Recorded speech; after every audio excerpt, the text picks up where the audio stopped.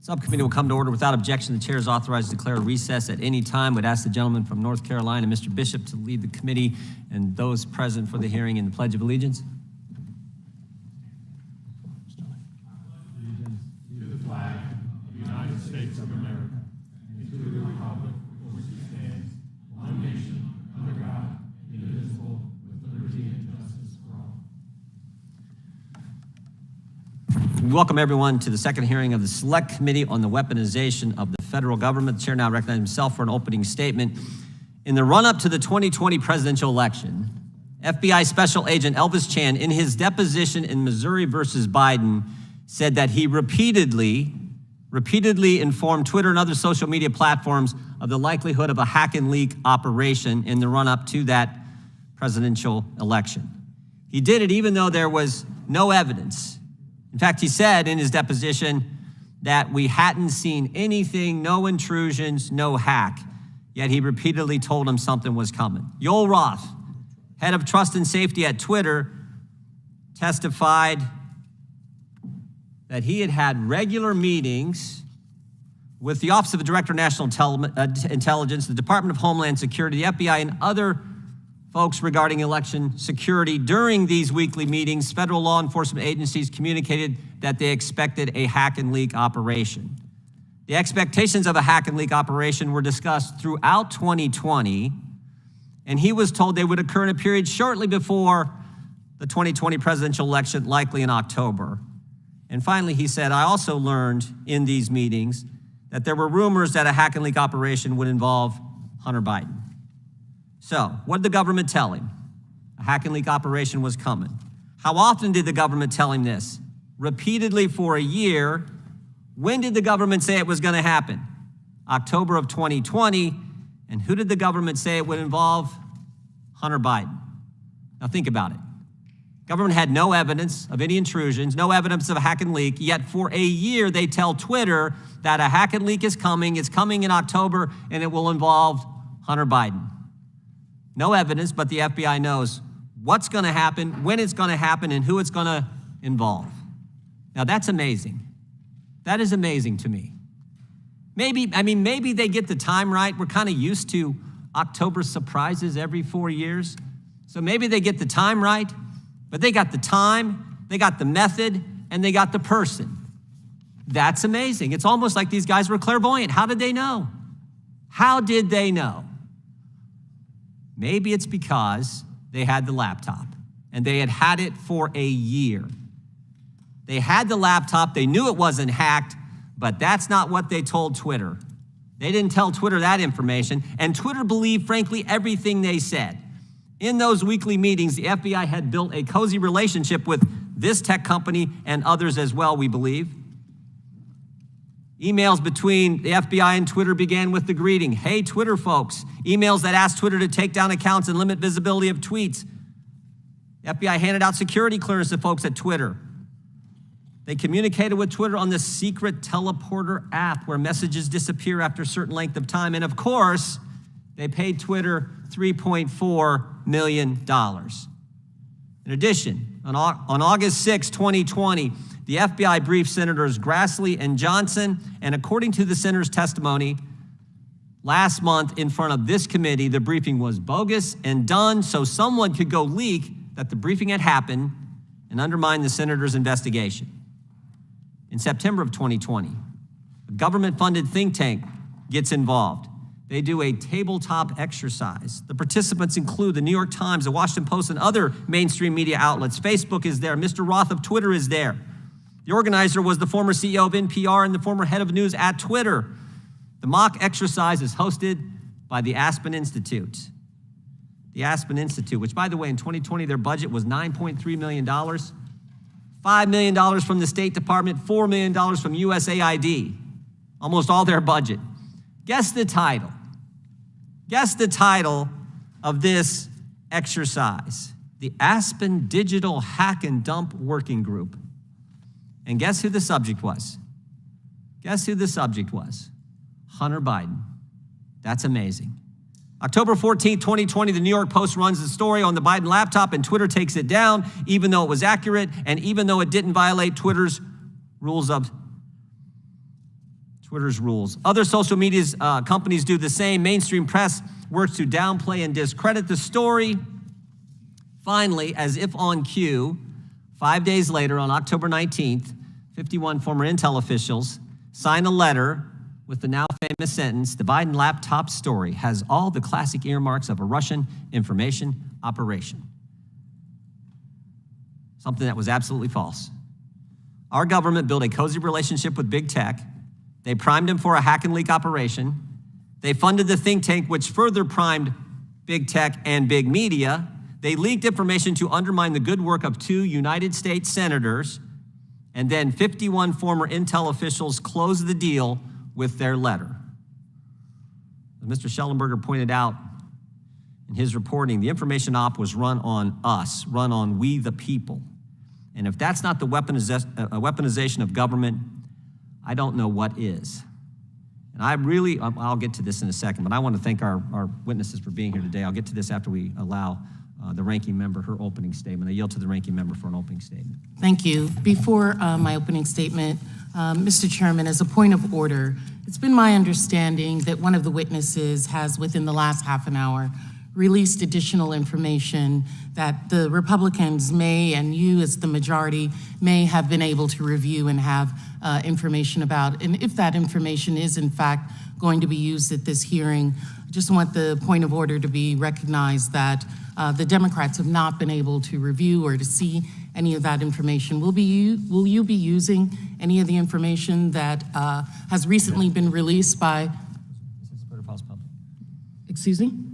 Will you be using any of that information? We'll be using whatever information our staff has put together for us to use at this hearing. And have you had that information before this hearing began, before today? We use all information that is given to our staff, and we will use it to make sure we educate the American people. And information that you have not shared with us? Oh, we think it was posted online. Within just this half an hour, last 20 minutes, but it's not information Do that you want was us to privy get, to us before you want us to that. get you a copy of it? Because we can make a copy I think we for can you. go online and find a copy. We can look on our Twitter accounts and see it. But I just want the point of order that you have not shared any of that with us. And I understand that you may have been looking at this long before today's hearing.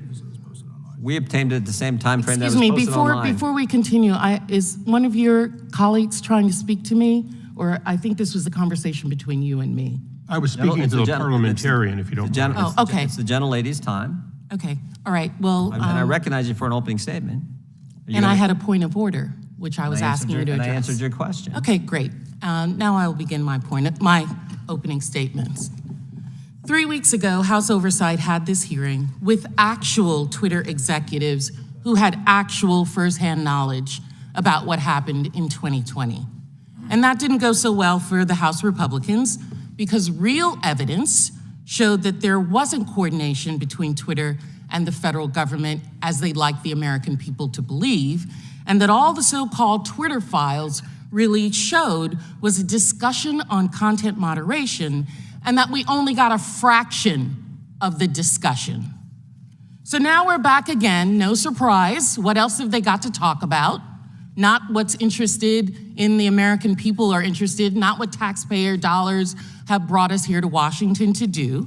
And the Republicans have brought in 2 of Elon Musk's public scribes to release cherry-picked, out-of-context emails and screenshots designed to promote his chosen narrative, Elon Musk's chosen narrative that is now being parroted by the Republicans because the Republicans think that these witnesses will tell a story that's going to help them out politically. On Tuesday, the majority released an 18-page report claiming to show that the FTC is, quote, harassing Twitter. Oh my, poor Twitter. Including by seeking information about its interactions with individuals before us today. How did the report reach this conclusion? By showing 2 single paragraphs from a single demand letter, even though the report itself makes clear that there were numerous demand letters with numerous requests, none of which we've been able to see, that are more demand letters and more requests of Twitter. In other words, the conclusions are based on a fraction of information out of context, cherry-picked, surprise, just like the Twitter files. The majority conveniently forgot to share with the public that in May of 2022, well before Musk acquired Twitter, the FTC had already fined the company $150 million for failing to safeguard users' data. Users, the American people, other individuals, its 150 million users, Twitter had not safeguarded them. Twitter entered into this consent agreement that required it to make regular reports to the FTC, and the previous consent decree between Twitter and the FTC was entered into in 2011. Elon Musk might not like this requirement, but Twitter had issues with FTC long before Musk bought the company, and there's nothing political about that. We've asked for the full set of documents that Musk must have shared with the Republicans on the committee, but we can draw some logical conclusions from what we have been given. You know what the Republican report actually shows? Two conclusions. First, the FTC has extraordinarily serious concerns about Twitter's handling of consumers' data, and that there's something going on between congressional Republicans and Elon Musk. Mr. Chairman, Americans can see through this. Musk is helping you out politically, and you're going out of your way to promote and protect him and to praise him for his work. This isn't just a matter of what data was given to these so-called journalists before us now. There are many legitimate questions about where Musk got the financing to buy Twitter. We know for a fact that foreign countries like Qatar, Saudi Arabia, and possibly even Russia and China are investors presently in Twitter. Do these countries now have access to private Twitter user data? What agreements has Elon Musk reached with them? We know how Elon Musk funded the purchase because it's public. Let's look at a slide here. Here's what it shows. Musk got $500 million in financing from Binance. That's in highlight for you. A crypto exchange platform run by a Chinese billionaire. That billionaire has described his funding as a small contribution to the cause. I don't know what that cause is. Musk got $1 billion from Larry Ellison, whose super PAC spent millions on Republican candidates last cycle, including election deniers. Musk got $375 million, highlighted here, from Qatar, which has recently been questioned about its lobbying practices. Musk got $700 million from Vi Capital, a secretive investment fund based in Dubai. And very interesting, as you can see down below, the nephew of the Saudi king is Twitter's second largest investor at a much larger amount. And the chair wants us to think that Elon Musk is the victim. The chairman wants us to believe that the Republicans are concerned with the federal government unfairly going after Twitter and Twitter unfairly taking down conservative posts. Just like we did several weeks ago, we're going to show that's not what the evidence shows.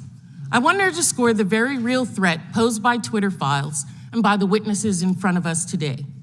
Here's Yoel Roth describing the harassment he and other former Twitter employees have faced because of the irresponsible way in which the witnesses in front of us and others have released this cherry-picked, out-of-context data.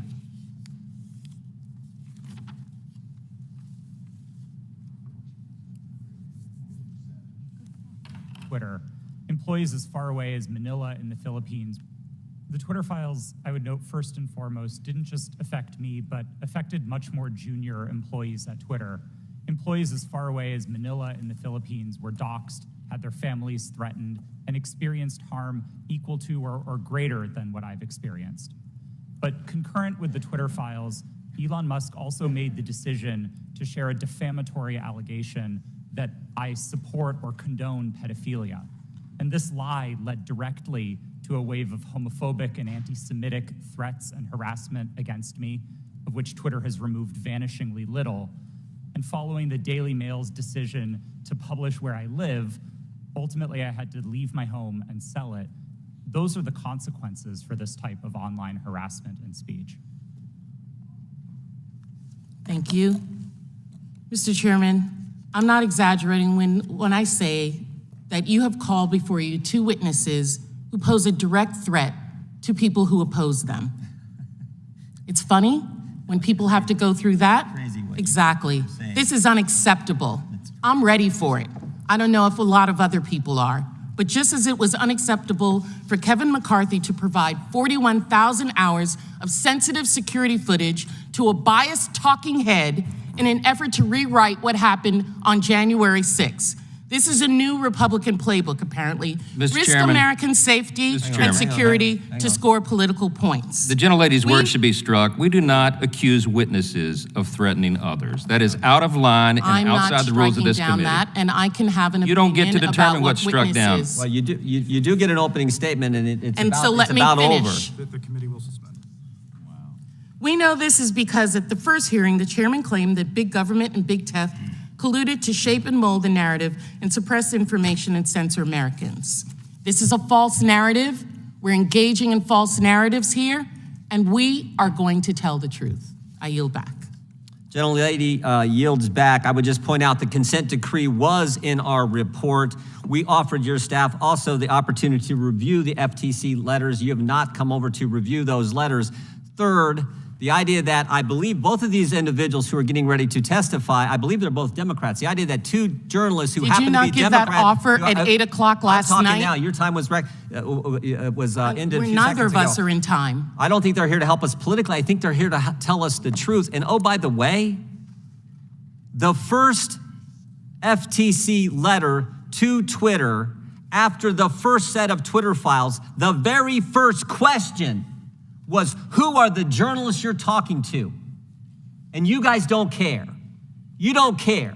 You don't care want about the you don't want the American 2011 people to see. consent You don't decree? want the American people to see what happened, the full video, transparency. You don't want that, and you don't want two journalists who have been named personally by the Biden administration, FTC, in a letter. The Biden administration And you're saying is they're not here the to help us. FTC. They're here to tell their story. And frankly, I think they're brave individuals for being willing to come after they've been named in a letter from the Biden FTC. Is this your question time now? No, I'm responding to your ridiculous Oh. statements you made in your opening statement. Okay, well, let's get on with it. Oh, now we want to get on with it. So you I can did. say all the things you want. And I I point out did the in my facts. opening statement, I as point well out all as the you had an facts. opening statement. You Chair- said what you needed to say in your opening statement, and I, as the ranking member, have Without used my objection, time. all other opening statements will be included in the record. We will introduce today's witness, Matt Taibbi. He's a journalist and author. He's one of the authors of the Twitter files, previously worked for Rolling Stone, that right-wing publication, Rolling Stone, where so many Republicans work at. He's also written several books about American politics and culture. And of course, as I pointed out, as the Wall Street Journal pointed out yesterday on the front page, was named by the FTC.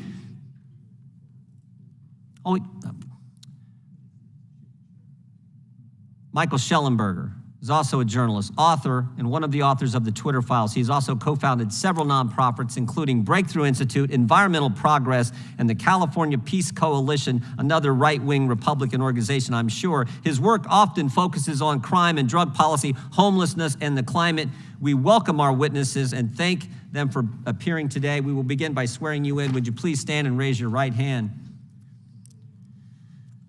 Do you swear or affirm under penalty of perjury that the testimony you're about to give is true and correct to the best of your knowledge, information, and belief, so help you God? Let the record show both witnesses have answered in the affirmative. Thank you, and be seated, please. We will now start with Mr. Taibbi. You guys, I think, understand do you want to go with Mr. Shellenberger? We can go with Mr. Shellenberger. We'll start with Mr. Shellenberger. You understand how it works. You get 5 minutes. Make sure you hit the microphone so we can all hear. When it gets to yellow, it means just like you would expect time to start winding up, and when it gets to red, it's time to stop, but we'll be a little bit lenient on the time. Mr. Shellenberger, you are recognized for your opening statement. Chairman Jordan, Ranking Member Plaskett, members of the committee, thank you very much for inviting my testimony. In his 1961 farewell address, President Dwight Eisenhower warned of, quote, the acquisition of unwarranted influence by the military-industrial complex. Eisenhower feared that the size and power of the complex or cluster of government contractors in the Defense Department would, quote, endanger our liberties or democratic processes. How did he mean that? Through, quote, domination of the nation's scholars by federal employment, project allocations, and the power of money. He feared public policy would become the captive of a scientific, technological elite. Eisenhower's fears were well-founded. Today, American taxpayers are unwittingly financing the growth and power of a censorship industrial complex run by America's scientific and technological elite, which endangers our liberties and democracy. I'm grateful for this opportunity to offer this testimony and sound the alarm over the shocking and disturbing emergence of state-sponsored censorship in the United States of America. The Twitter files, state attorneys general lawsuits, and investigative reporters have revealed a large and growing network of government agencies, academic institutions, and non-governmental organizations that are actively censoring American citizens, often without their knowledge, on a range of issues. I do not know how much of the censorship is coordinated beyond what we have been able to document, and I will not speculate. I recognize that the law allows Facebook, Twitter, and other private companies to moderate content on their platforms, and I support the right of governments to communicate with the public, including to dispute inaccurate information. But government officials have been caught repeatedly pushing social media platforms to censor disfavored users and content. Often these acts of censorship threaten the legal protection social media companies need to exist, Section 230. If government officials are directing or facilitating such censorship, notes one law professor, it raises serious First Amendment questions. It is axiomatic that the government cannot do indirectly what it is prohibited from doing directly. Moreover, we know that the US government has funded organizations that pressure advertisers to boycott news media organizations and social media platforms that refuse to censor and/or spread disinformation, including alleged conspiracy theories. The Stanford Internet Observatory, the University of Washington, the Atlantic Council's Digital Forensic Research Lab, and Graphica have all inadequately disclosed ties to the Department of Defense, the CIA, and other intelligence agencies. They work with multiple US government agencies to institutionalize censorship research and advocacy within dozens of other universities and think tanks. It is important to understand how these groups function. They are not publicly engaging with their opponents in an open exchange of ideas. They aren't asking for a national debate over the limits of the First Amendment. Rather, they are creating blacklists of disfavored people and then pressuring, cajoling, and demanding that social media platforms censor, de-amplify, and even ban the people on those lists. The censorship industrial complex combines established methods of psychological manipulation, some developed by the US military during the global war on terror, with highly sophisticated tools from computer science, including artificial intelligence. The complex's leaders are driven by the fear that the internet and social media platforms empower populist, alternative, and fringe personalities and views which they regard as destabilizing. Federal government officials, agencies, and contractors have gone from fighting ISIS recruiters and Russian bots to censoring and deplatforming ordinary Americans and disfavored public figures. Importantly, the bar for bringing in military-grade government monitoring and speech countering techniques has moved from, quote, countering terrorism to, quote, countering extremism to countering simple misinformation, otherwise known as being wrong on the internet. The government no longer needs a predicate of calling you a terrorist or an extremist to deploy government resources to counter your political activity. The only predicate it needs is simply the assertion that the opinion you expressed on social media is wrong. These efforts extend to influencing and even directing conventional news media organizations. Since 1971, when the Washington Post and New York Times elected to publish classified Pentagon papers about the war in Vietnam, journalists have understood that we have a professional obligation to report on leaked documents whose contents are in the public interest. And yet in 2020, the Aspen Institute and Stanford Cyber Policy Center urged journalists to, quote, break the Pentagon Papers principle and not cover leaked information to prevent the spread of disinformation. Government-funded censors frequently invoke the prevention of real-world harm to justify their demands for censorship, but the censors define harm far more expansively than the Supreme Court does. Increasingly, the censors say their goal is to restrict information that delegitimizes governmental, industrial, and news media organizations. That mandate is so sweeping that it could easily censor criticism from any part of the status quo, from elected officials to institutions to laws. Congress should immediately cut off funding to the censors and investigate their activities. It should mandate instant reporting of all conversations between social media executives, government employees, and government contractors concerning content moderation. And finally, Congress should limit the broad permission given to social media platforms to censor, deplatform, and spread propaganda. Thank you very much. I thank the gentleman for his opening statement. Mr. Taibbi, you're now recognized for 5 minutes. Chairman Shore. Mr. Taibbi, hit that. Chairman Jordan, Ranking Member Plaskett, members of the Select Committee, thank you for having me today. My name is Matt Taibbi. I've been a reporter for 30 years and a staunch advocate of the First Amendment. Much of that time was spent at Rolling Stone magazine. Ranking Member Plaskett, I'm not a so-called journalist. I've won the National Magazine Award, the I.F. Stone Award for Independent Journalism, and I've written 10 books, including 4 New York Times bestsellers. I'm now the editor of the online magazine Racket on the independent platform Substack. I'm here today because of a series of events that began late last year when I received a note from a source online. It read, "Are you interested in doing a deep dive into what censorship and manipulation was going on at Twitter?" A week later, the first of what became known as the Twitter Files reports came out. To say these attracted intense public interest would be an understatement. My computer looked like a Vegas slot machine as just the first tweet about the blockage of the Hunter Biden laptop story registered 143 million impressions and 30 million engagements. But it wasn't until a week after the first report, after Michael Shellenberger, Barry Weiss, and other researchers joined the search of the files, that we started to grasp the significance of this story. The original promise of the internet was that it might democratize the exchange of information globally. A free internet would overwhelm all attempts to control information flow, its very existence a threat to anti-democratic forms of government everywhere.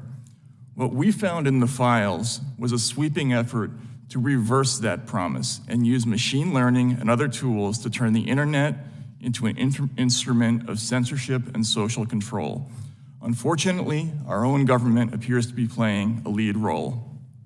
We saw the first hints in communications between Twitter executives before the 2020 election, when we read things like "flagged by DHS" or "please see attached report from FBI for potential misinformation." This would be attached to an Excel spreadsheet with a long list of names whose accounts were often suspended shortly after.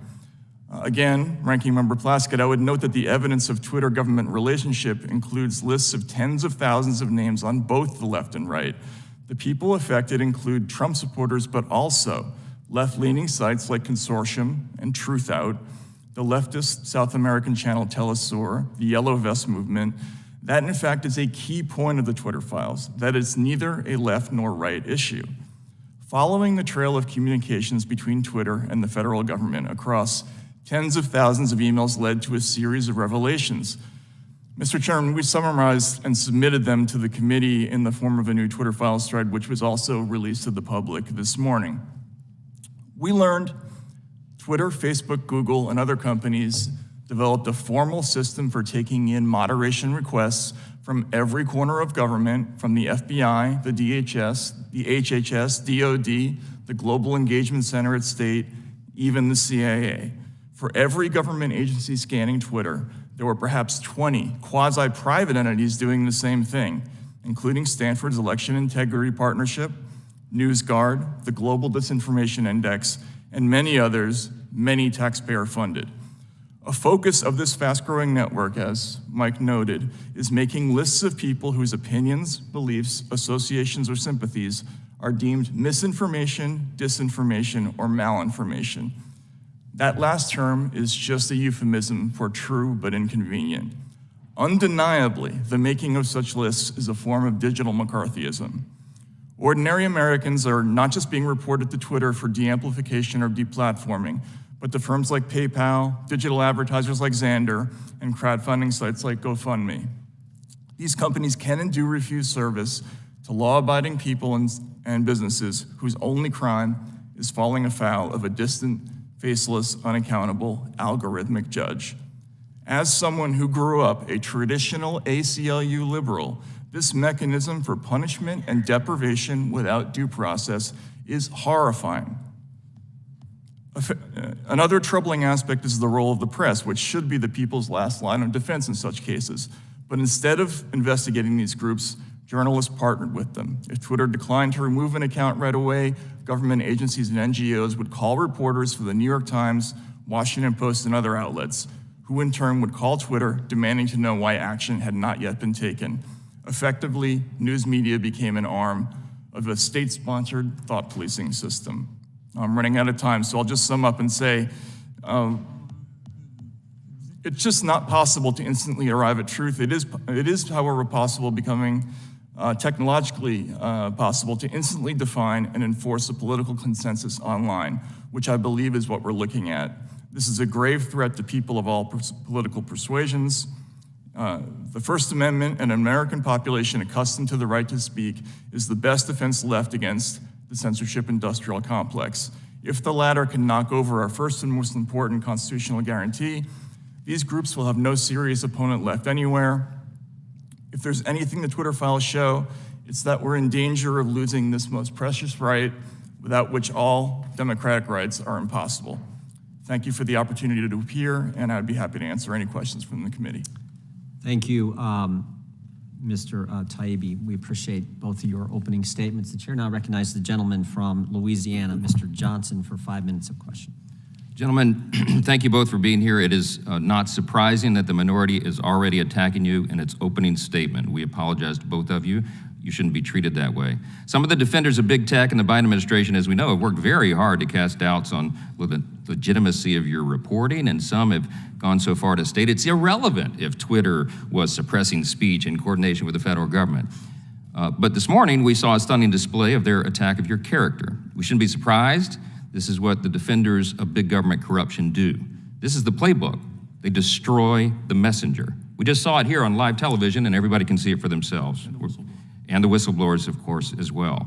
Look, this is what we know. What you've documented carefully in the Twitter files are a couple of key facts. People will hear a lot of things today, but this is what they need to know. The federal government, from Democrat members of Congress to intelligence agencies, including the FBI, used Twitter and other social media companies to censor Americans' speech. If the alarm bells are not going off, then you're not paying attention. Over the past 3 years, documents show, they prove what you guys have uncovered here, there's communication between Twitter and the FBI. It was constant, it was pervasive. Twitter was basically an FBI subsidiary before Elon Musk took it over. The Twitter files revealed that by 2020, Twitter was engaged in open information sharing with the intelligence community, and now we know there were many intelligence agencies apparently involved in this. The FBI pressured Twitter to act on election-related tweets leading up to the 2022 election. Of course, they did it in 2020 as well, and Twitter dutifully censored content as a result. Twitter executives restricted accounts. They censored speech that conflicted with the left's narrative. Twitter has used its internal tools to control and manipulate speech considered misinformation, and who was determining that? It was the government bureaucrats. Documents show that Twitter used visibility filtering to restrict certain accounts and posts and removed people from the platform altogether. The Twitter files should be a matter of bipartisan concern for every member of Congress and every American citizen, because it is a bedrock principle of our constitutional system that the government does not get to decide what speech is acceptable or true. Under the First Amendment, Americans have a right to speak freely, regardless of whether their speech upsets the preferred narrative. In fact, that's when it needs the most vigorous protection. Everybody on the left used to believe in that, or at least they purported to. Government and media fact checkers frequently get things wrong. The American people can't and shouldn't rely on so-called experts to be the arbiters of truth, disinformation boards and the like. It doesn't matter what political party you're in, government should not suppress important debates in public discourse. Gentlemen, let me start with Mr. Taibbi. You have a long award-winning journalist career. You just highlighted here decades of experience reporting on some of the most complex and important issues of our time. Where do you rate your reporting on the Twitter files among your whole body of work throughout your career? How serious is this? Well, first of all, Mr. Congressman, thank you for the question. I would say, I spent 10 years covering the aftermath of the 2008 financial crisis. That was obviously a very serious issue, but this Twitter file story and what we're looking at now and what we're investigating now, I don't think there's any comparison. This is by far the most serious thing that I've ever looked at, and it's certainly the most grave story that I've ever worked on personally. I want to ask you both the same question, and that is, first of all, has anyone from the federal government contacted you during the course of this investigation or since you've reported on the Twitter files? And number two, who do you think are the most egregious federal government agencies involved in this censorship exercise? Let me start with Mr. Shellenberger. Thank you, Congressman. I have not been contacted. Thank you, Congressman. I have not been contacted by anybody in the Biden administration relating to this topic. And I would like to echo what Matt just said. I've never worked on an issue where so frequently while doing it, I just had chills go up my spine because of what I was seeing happening. I never thought in my own country that freedom of speech would be threatened in this way. And it's just frightening when you get into it. The most recent, our most recent discoveries, I mean, I think you understand the process, is that we first raised a bunch of concerns around the way Twitter pre-Elon Musk was censoring people and creating blacklists. Very quickly, we discovered that we had FBI agents basically and other government officials, demanding that Twitter take certain actions. We now know that the Department of Homeland Services, which has had, what's that? Security, sorry, Department of Homeland Security, had to try to create a disinformation board. That went away after public backlash, but we now realize that they have this other enterprise and they've been building out basically mechanisms to proliferate a censorship industrial complex around the country to censor on a whole range of issues. And so you've seen this censorship industry go from, well, we're just fighting ISIS, to, well, we're just fighting Russian disinformation bots, to, well, now we need to fight domestic misinformation, which is just saying we need to fight against people who are saying things we disagree with online. That's all that means. And I mean, it's not a slippery slope. It's an immediate leap into a terrifying mechanism that we only see in totalitarian societies of attempting to gain control over what the social media platforms are allowing. And so, for me, it starts at DHS, but we basically see almost every government agency involved in this. It's frightening. I'm out of time. I yield back. Gentleman from Massachusetts, Mr. Lynch is recognized. Thank you, Mr. Chairman. I do need to correct the record. So there's been the suggestion here that the FBI and other government agencies pressured employees at Twitter to validate these theories of foreign influence. When we had Mr. Roth, who was Yoel Roth, who's the former global head of trust and safety at Twitter, so we asked Twitter if there was pressure applied, and Mr. Roth said, no, I would not agree with that. The FBI, this is his quote, the FBI was quite careful and quite consistent to request review of the accounts, but not to cross the line into advocating for Twitter to take any particular action. So that's what Twitter said about the actions of the FBI vis-a-vis Twitter. Mr. Taibbi,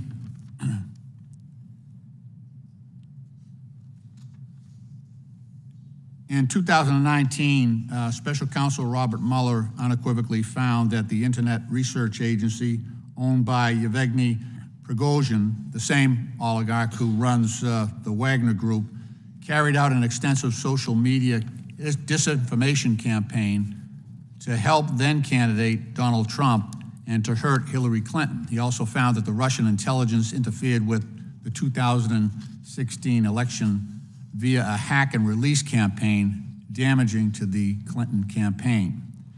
These particular findings came on the heels of the unanimous assessment on the part of United States 18 intelligence agencies that Russian President Putin, quote, ordered an influence campaign in 2016 aimed at the presidential election, close quote. They also followed the release of a bipartisan Senate Intelligence Committee report finding that Russia and Vladimir Putin engaged in, I quote, aggressive, multifaceted effort to influence the U.S. president election. So, Mr. Taibbi, do you believe that the Russians and their oligarch-controlled Internet Research Agency interfered in the 2016 election via this social media disinformation campaign? Do you believe that? Mr. Congressman, my disagreement with the issue is... I think this is basically a yes or no question. Either you think so or you don't, and I don't have a lot of time, so Okay, well then I'm going to answer not in the sense that you're putting it. Okay. I think Okay. all countries All right. engage in offensive information operations. The question is scale. Do you believe that the Russia Twitter files engaged in a hacking, reclaiming my time? This is how it works now. I'll ask the questions and you try to provide an answer if you can. You have to allow him to answer, Do you sir. believe, The gentleman is out of order and should not be interrupting a member asking a question on our side, Mr. Chairman. reclaiming my time from everyone, do you believe that Russia engaged in a hack and release campaign damaging to the Clinton campaign back in 2016? Again, just I don't know, and I would say it's Okay. irrelevant. All right, let me because- ask Mr. Schellenberg. These are pretty easy questions. That's just whether you believe it or not. Mr. Schellenberg, same question. Do you believe that the Russian oligarch-controlled Internet Research Agency interfered in the 2016 election? I think that they tried to. Okay, fair enough. Mr. Schellenberg, do you believe that the Russians engaged in a hack and release campaign with respect to the damaging information they released regarding the Clinton campaign? To the best of my awareness, that is what happened. yes. Okay, fair enough. Thank you. That's not So the same thing the as reason influencing. I understand. Also, that material was true. Yeah. Let me introduce a couple of documents just to reinforce that we've got. That is not a legitimate predicate Unanimous- for censorship. Unanimous reclaiming my time. Sure. Gentleman's out of order. So, Mr. Chairman, I'll ask unanimous consent to enter the indictment in the United States versus the Internet Research Agency, U.S. District Court for the District of Columbia, number 1-18-32, and also ask to enter into the record the executive summary to Volume 1 of the Mueller Report, which states, in March 2016, the GRU began hacking, this is the Russian agency, began hacking the email accounts of the Clinton campaign, volunteers and employees, including campaign chairman John Podesta. The GRU later released additional materials through the organization WikiLeaks. The presidential campaign of Donald Trump showed interest in WikiLeaks releases of the documents and welcomed their potential damage to candidate Clinton. So I've introduced these documents. Without objection. Thank you, Mr. Chairman. I've Gentleman's introduced time. these documents because it's clear to me that Russia's use of social media to interfere in the 2016 election created abundant Gentleman's time reason. is. Gentlemen. Abundant reason Okay, I think. for social media platforms to be concerned. Gentleman's time has expired. About a repeat Without in objection, these 2002. documents are entered into the record. We now recognize the gentleman from California, Mr. Issa, for 5 minutes. Thank you, Mr. Chairman. I'd like to continue along, in a sense, the line we've been on just now. Mr. Taibbi, Mr. Shellenberger, I'll ask both of you, is it fair to say Russia is a bad actor who is trying to do everything they can to undermine confidence in the United States government and in our form of democracy? I think that's a fair statement. Yes. Okay, are you familiar with the organization in Europe, the Global Engagement Center? Yes. Well, It's it's an American. State Department, I'm sorry, but are you familiar with the Global Engagement Center's use of European and other sources to in fact, determine where Twitter files should or shouldn't be, if you will, taken down thousands of names and Twitter files, correct? I'm not sure that Global Engagement Center is taking down Twitter files. I actually wasn't aware of that. I'm sorry. Well, Twitter and the FBI have used this organization and their funding. Well, let me go on to another stay on the path I was on. You commented that the scale mattered. Okay, would you elaborate on scale mattering in the attempt to undermine free speech? Absolutely. If I could take this. Yeah, so a great example of this is a report that the Global Engagement Center sent to Twitter and to members of the media and other platforms about what they called the pillars of Russian disinformation. Now, part of this report is what you would call, I think you would call traditional, hardcore intelligence gathering, where they made a reasoned, evidence-based case that certain sites were linked to Russian influence or linked to the Russian government. In addition to that, however, they also said that sites that, quote, generate their own momentum and have opinions that are in line with those accounts are part of a propaganda ecosystem. Now, this is just another word for guilt by association. And this is the problem with the whole idea of trying to identify which accounts are actually the Internet Research Agency and which ones are just people who followed those accounts or retweeted them. Twitter initially did not find more than a handful of IRA accounts. It wasn't until they got into an argument with the Senate Select Intelligence Committee that they came back with a different answer. Okay, so scale matters, but let me go through a couple of quick questions that I think are part of the reason that we have this select committee. This country has political parties and people from what one might call the extreme left and extreme right. And even Congress has people that might be considered outside the main street of Republican and Democratic thinking. Those people speak regularly, and they have since our founding. Is that correct? Yes. And the ACLU and journalists almost always support their right to say what they believe, even if you disagree. Absolutely. And our Constitution says we will make no law to restrain exactly that kind of free speech. Yes. And that includes people who promote the idea that we should redistribute all wealth in a communist type way. As a matter of fact, we still have a communist party in the United States, isn't that correct? It is. Okay, so the limit of free speech historically has been incitement to violence or anarchy, the actual overthrow of a government. Anything other than that is historically covered by the First Amendment. Yes. So when we look at the very nature of the State Department funding to affect domestic U.S. speech, was that speech outside the legal bounds? Did it call for insurrection or other criminal activities that would destroy our government? No, I mean, we did not. I mean, we're not saying that that didn't happen, but we're describing people having political arguments online. Right, so let me just, because my time's limited like everyone's. So it's suffice to say that every bit of the speech, or virtually every bit of the speech, whether foreign or domestic online, fell within the normal protections of the First Amendment, and the very act of federal dollars being used to stifle that speech is in fact historically what we would consider an indictment against the First Amendment protections. Correct. That is why we have this subcommittee. That is why we are here today. Thank you. I thank the gentleman, and a great point. I now recognize the gentlelady from Florida for 5 minutes.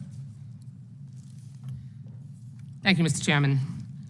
Mr. Taibbi, I want to ask about journalistic ethics and information sources. The Society of Professional Journalists Code of Ethics asserts that journalists should avoid political activities that can compromise integrity or credibility. Being a Republican witness today certainly casts a cloud over your objectivity. But a deeper concern that I have relates to the ethics of how journalists receive and present certain information. Journalists should avoid accepting spoon-fed, cherry-picked information if it's likely to be slanted, incomplete, or designed to reach a foregone, easily disputed, or invalid conclusion. Would you agree with that? I think it depends. Really? You wouldn't agree that a journalist should avoid spoon-fed, cherry-picked information if it's likely to be slanted, incomplete, or designed to reach a foregone, easily disputed, or invalid conclusion? Congresswoman, I've done probably a dozen stories involving whistleblowers. Every reported story that I've ever done across 3 decades involves sources who have motives. Every time you do a story, you're making a balancing test between the public interest. Reclaiming my time. Thank you very much. Okay. I ask you this because before you became Elon Musk's hand-picked journalist, and pardon the oxymoron, you stated this on Joe Rogan's podcast about being spoon-fed information, and I quote, "I think that's true of any kind of journalism," and you'll see it behind me here.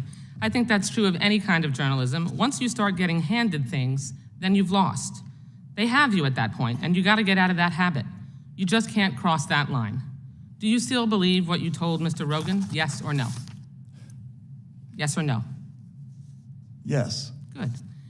Now, you crossed that line with the Twitter files. No. Elon Musk, it's my time. Please do not interrupt me. Elon Musk spoon-fed you his cherry-picked information, which you must have suspected promotes a slanted viewpoint, or at the very least generates another right-wing conspiracy theory.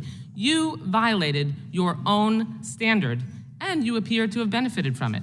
Before the release of the emails in August of last year, you had 661,000 Twitter followers. After the Twitter files, your followers doubled, and now it's 3 times what it was last August. I imagine your Substack readership, which is a subscription, increased significantly because of the work that you did for Elon Musk. Now, I'm not asking you to put a dollar figure on it, but it's quite obvious that you've profited from the Twitter files. You hit the jackpot on that Vegas slot machine to which you referred. That's true, isn't it? I've also reinvested. You've made some. No. Is it true that you have profited since you were the recipient of the Twitter files? You've made money. Yes or no? I think it's probably a wash, honestly. Nope. You have made money that you did not have before, correct? But I've also spent money that I didn't have before. I just hired a whole group of people to patently investigate. Obvious answer, reclaiming my time.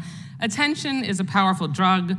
Eyeballs, money, prominence, attention, all of it points to problems with accuracy and credibility. And the larger point, which is social media companies are not biased against conservatives, and if anything, they ignored their own policies by allowing Trump and other MAGA extremists to post incessant lies, endangering public safety and even our democracy. Hypocrisy is the hangover of an addiction to attention. Now, I want to point out another alleged finding from the Twitter files. Mr. Shellenberger, you've referenced several times this $3.4 million that the FBI paid to Twitter in 2020 that was referenced in General Counsel Jim Baker's email. I first want to confirm that nowhere in the email does Baker say that the money was paid to censor information, take down posts, suspend accounts, or do anything relating to content moderation. Is that correct? It is. Thank you. But honest reporting would have explained that the $3.4 million was paid to release information, not censor it. One of my colleagues on this panel repeated your distortions and told Americans this reimbursement was used to, quote, censor certain stories. That's a flat-out lie. Mr. Shellenberger, are you aware of Section 2706 under the Stored Communications Act? It says when social media companies comply with subpoenas, warrants, or court orders, it costs them money, so they get reimbursed. The FBI makes these requests and reimbursements to discover evidence then run relevant to a criminal investigation. Let me repeat that. The FBI makes these requests to help catch the bad guys. That helps keep child predators off social media sites. It helps keep violent criminals off our streets. I support the FBI and our law enforcement agencies. It would be nice if our Republican colleagues did the same and not fabricate explanations for payments that are defined for clear purposes in federal law. My time is just about wrapped up. May I respond? The truth is that social media companies are unregulated monoliths. They pose danger to individuals. They allow posts that bring harm, and that's the bottom line. The other side will not tell you. I yield back the balance of my time. Gentleman had no time to yield back, but I will let the gentleman, Mr. Shellenberger, respond. And I would also point out that I did not say what the Mr. FBI Chairman, paid Twitter for. All I said was they paid Twitter $3.4 million. Mr. Chairman, point of order. I didn't ask Mr. Shellenberger a question. Yeah, but the witness understanding- wants to respond, and the witness have been invited to our guests, and frankly, they've been attacked by the federal please do government. that. I'm going to let Mr. Shellenberger answer that before recognizing Mr. Bishop. So are you going to do that as we move down the line of questioners? The gentleman has not been recognized. You had your 5 minutes, and frankly, I think that's at the discretion of the chair. Mr. Shellenberger, you can respond briefly. I'll be brief, which is that my understanding from those files is that Twitter had decided not to take that money until recently. So if you read that email, what Stasha, I believe, the person that sent it, is saying is that they started taking money after previously not taking it. And I believe that the reason that they had not taken it earlier was because they did not want that financial conflict clouding their relationship. Mr. Chairman, the money is payment under federal law so that they can The gentleman recoup from North costs Carolina, Mr. Bishop, is for recognized for the 5 minutes. material that they've been asked I thank the for. That's gentleman. bottom line. Mr. Taibbi, would you care to, I'm down here on this end, sir. Would you care to respond to the attack on your ethics? You weren't given really an opportunity to answer. And if you'd be brief, I've got a bunch of stuff I want to ask you as well. Sure, just quickly, that moment on the Joe Rogan show, I was actually recounting a section from Seymour Hersh's book, Reporter, where he described a scene where the CIA gave him a story, and he was very uncomfortable. He said that I, who had always gotten the secrets, was being handed the secrets. Look, again, I've done lots of whistleblower stories. There's always a balancing test that you make when you're given material, and you're always balancing newsworthiness versus the motives of your sources. In this case, the newsworthiness clearly outweighed any other considerations, and I think everybody else who worked on the project agreed. Doesn't it seem like any reporter who breaks a blockbuster story is going to get attention, and there may be even financial consequences that follow? It seems like as surely as the night follows the day, that's the case, right? That is true, although I would like to clear up, some things that have been misrepresented. Not one of us has actually been paid to do any of this work. We've all, traveled on our own. We've hired our personnel on our own, and I've just hired a pretty large team to investigate this issue out of my own pocket. The fact that the attempt comes from the dais across the aisle to smear you, frankly, I think liberals, if I understand that, in your background, you're both good liberals, and you come in, and the Democrats' hostility to what you've undertaken is astonishing to behold, but it's part of the picture we're seeing. In Twitter Files number 15, Mr. Taibbi, you exposed Hamilton 68, a website associated with the German Marshall Fund that purported in a dashboard to identify Russian bot networks and became ubiquitously cited by media to identify media stories or narratives that supposedly flowed from Russia. From Russia! You showed that the front man for Hamilton 68 was Clint Watts, a former FBI agent. At Twitter, the trust and safety executives were ridiculing Hamilton 68 for the ludicrous identifications that it was making, which they could reverse engineer and figure out who those accounts were. And then in Twitter Files number 17, after disclosing Mr. Watts' identity, you disclosed that J.M. Berger is the creator of Hamilton 68. And guess what? He was a federal contractor, right? He was, yes. He denies that he worked on it for the Global Engagement Center, but he was an employee of theirs until about a month before the dashboard's release. Just a month before, and he said, I believe publicly, that the dashboard was the product of 3 years' work. So doesn't it beg sort of the intriguing question whether the creation of this fraudulent Hamilton 68 dashboard was effectively underwritten by government funding? Yes, I think that's a good question. Certainly the German Marshall Fund, which is the NGO that is at the top of the chain in this organization. It's the German Marshall Fund, then the Alliance for Securing Democracy, and then Hamilton 68. They're a federal contractor. They received over $1 million from the Department of Defense. They're the board of the Alliance for Securing Democracy, has a former acting head of the CIA, a former deputy head of the NSA, a former chief of the DHS on it. So I want to make, and the bigger point is hard because the examples sometimes start making it. I want to introduce the country to somebody else. I think you've mentioned it in one of your writings, Richard Stengel. You know who that is? Yes, he's the former, the first head of the Global Engagement Center. I want the American people to hear from him for 30 seconds. Basically, every country creates their own narrative story. And my old job at the State Department was what people used to joke as the chief propagandist job. We haven't talked about propaganda. Propaganda, I'm not against propaganda. Every country does it, and they have to do it to their own population. Every country does it. Every country does propaganda, and they have to do it to their own people, is what Mr. Stengel said. If I understand correctly, he was the head of the Global Engagement Center at its creation, right? He was, and in his book, Information Wars, there are a number of passages where he talks about creating a whole of government solution to the information problem. He hastened to say that he didn't want to create a quote, information ministry, but what he was describing roughly approximates that. In the half minute I've got left, he also was associated with Hamilton 68, right? The Global Engagement Center certainly had ties to Hamilton 68. I think it's closer than that. Well, that'll come out. Okay.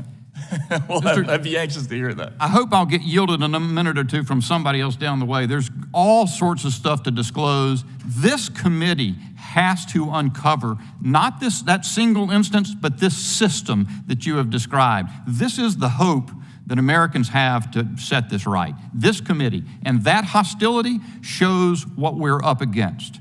It's not 3 pillars to the system, it is 4. And you're seeing the left move to crush you and anybody else who tries to expose this. I yield. I thank the gentleman for his great 5 minutes, and we now yield to the gentleman from Virginia, Mr. Conley. Thank you, Mr. Chairman. I don't know what to say after that last one. We're fellow Americans, and we're elected officials. We're trying to get at the truth, and we're trying to participate in the process at getting at the truth. Mr. Taibbi, you have said that this isn't really a matter of right or left, that there are lots of different ideological colorations involved in the Twitter files. Is that roughly correct? Yes. And Mr. Shellenberger, you would agree with that? Yes. So when you release information, have you released any information of, for example, right-wing elements or the Trump White House attempting to moderate content at Twitter? Yes. No, not the Trump White House per se, although I did report initially in the first Twitter files that the Trump White House had made and requests and had been honored. Mr. Shellenberger? I did not find that. You haven't Twitter found files. it. So we had a hearing the other day on Twitter, and we had 4 witnesses, 3 for the majority, 1 for the minority, and all 4 testified under oath. They had never received a request for content moderation or takedown by the Biden White House, but they did from Donald Trump's White House. And specifically, the case brought up was an exchange between Donald Trump, then President of the United States, and Chrissy Teigen, where he had called her something and she called him something back. I won't repeat it. And this was under oath confirmed. Yeah, that happened. And that the White House shortly thereafter, after Teigen had her email about the president, which was pejorative, that the White House called Twitter to try to take down the content. Are you aware of that, Mr. Taibbi? Yeah, I've certainly heard that in the news, yes. But did you see that email exchange? No, I have not seen an exchange from the Trump White House. So I have seen one from Congressman Schiff and one from Senator Angus King. Yeah, nice try. We're talking about the Trump White House and people under oath confirming it. And my question is, in the Twitter files, did Elon Musk or Twitter provide you with that exchange with Chrissy Teigen? No, but that's probably because the searches that I was making. Well, probably because it didn't confirm the bias that this is all about, as the gentleman from Texas would say, the left attempting to control content, when in fact the evidence is the Trump White House most certainly attempted to control content on Twitter. Mr. Shellenberger, were you aware of that, or is this all news to you? I already answered that question. No, I mean specifically the Teigen exchange. Yeah, the Teigen exchange was news to me. I'm probably mispronouncing her name, I'm sorry. So let me ask, have you combed the so-called Twitter files to look at other examples that aren't about the Biden White House or the FBI that might in fact involve people from the right ideologically or from the Republican ranks? Just to be fair. Well, again, Mr. Congressman, I mentioned before, we're focused not on the Biden administration or the Trump administration. In fact, just this morning, we released an exchange where Twitter talked about vetting the accounts of both Mr. Biden and Mr. Trump.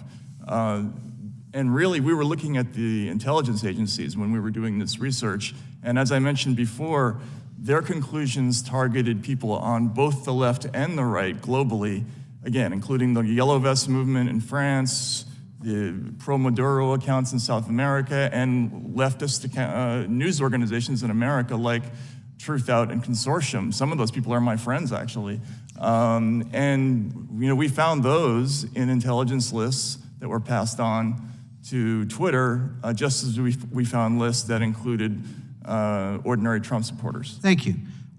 Reclaiming my time, I appreciate that, because in some ways what you just said undermines the premise of this select committee, which is that the federal government has been organized to weaponize against conservative voices. And of course, what you've just indicated in your testimony is, well, actually, that's not the evidence you found. No, I think this committee, my understanding is that they're concerned about the weaponization of the government against free speech, which is certainly what we're finding.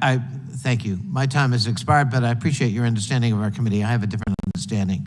I yield back. Well, you got the wrong understanding. Last week in the full Judiciary Committee hearing, I introduced into the record a story of a left-wing journalist who said that talked about the FBI putting a paid informant, a felon, in the Black Lives Matter movement in Denver. I want to focus on the First Amendment, just like protecting the First Amendment, just like these guys Point do. of order, Mr. Chair. Are you going to respond after every? No, I'm taking my everything? 5 minutes. This is I your. can take my 5 minutes. It's your 5 minutes I now. can take my 5 minutes when I want to, and I'm taking my 5 minutes Okay, now. great. Yeah. Thank you. Well, I would ask for an additional few seconds for being interrupted by the ranking member. But the truth is, we want to focus on protecting the First Amendment. Mr. Shellenberger, are you a Republican? No, I'm not. You got any pro-Trump bumper stickers on your car? I voted for Biden. Voted for Biden. You know how many MAGA hats laying around your house, right? I do not. Yeah, but you said earlier, both you and Mr. Taibbi said this is the most chilling thing you have ever seen as journalists.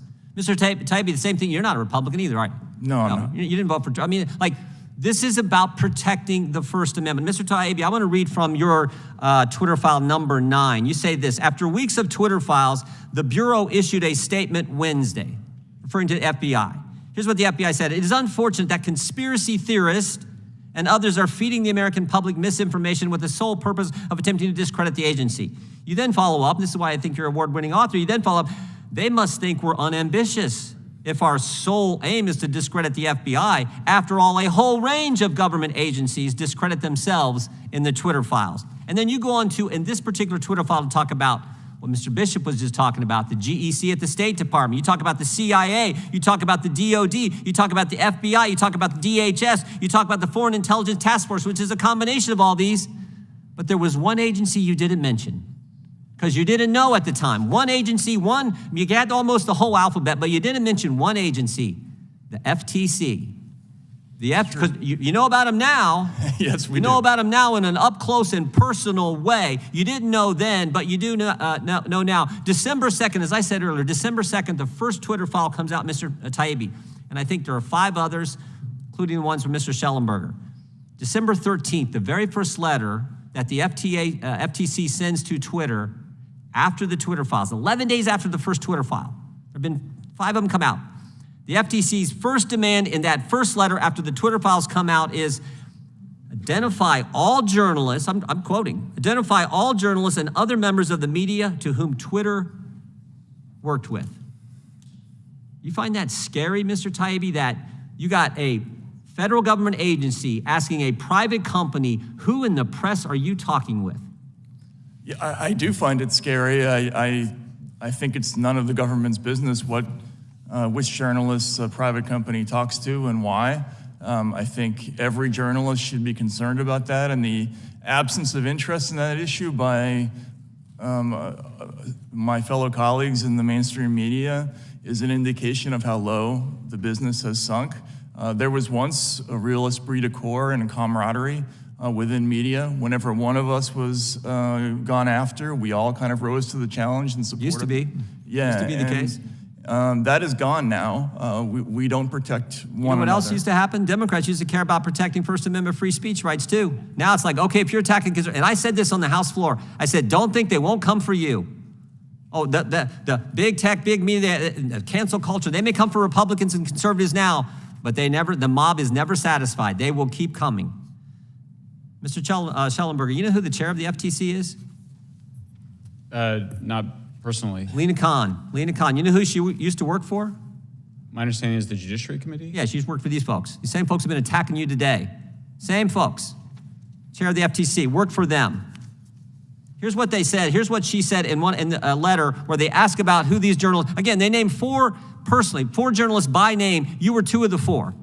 As I said before, I think it's frankly courageous and brave of you to show up today when you know the federal government's got an eye on you personally. Here's what they asked for in that letter. Any credentialing or background check Twitter has done on journalists.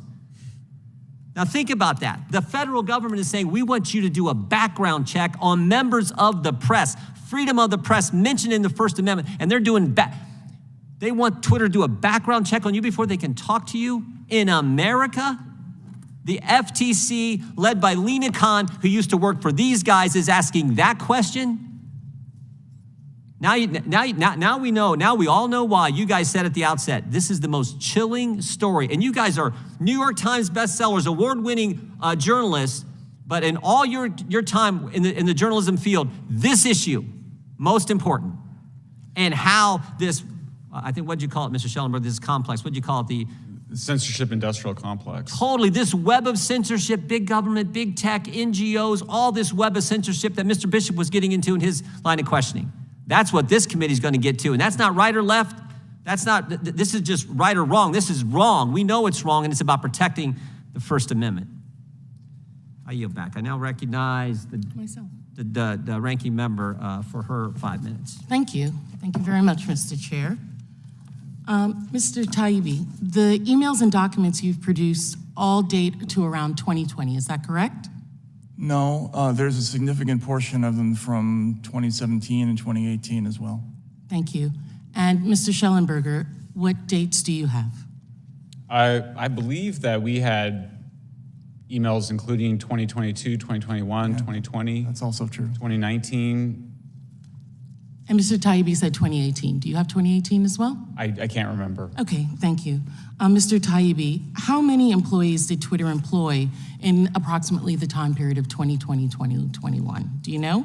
I don't. Okay, it was 7,500. Do you know how many were in its legal team during that time period? I don't. I'm sorry. And do you know how many were in its public policy team? I don't. Mr. Shellenberger, do you know how many were employed in content moderation during that time? I do not know. Okay. So we're looking at thousands of employees overall and hundreds in offices were the focus of emails and documents you released. I will ask you, Mr. Shellenberger, how many emails did Mr. Musk give you access to? I mean, we went through thousands of emails. Did he give you access to all of the emails for the time period in which? Yeah, I never had a single request denied. And not only that, but the amount of files that we were given were so voluminous that there was no way that anybody could have gone through them beforehand. And we never found an instance where there was any evidence that anything had been taken out. Okay, so you would believe that you have probably millions of emails and documents, right? That's correct, would you say? I don't, millions. No, I think the number's less than too that. high. Okay, 100,000? That's probably closer. Probably, yeah. Probably close to 100,000 that both of you are saying.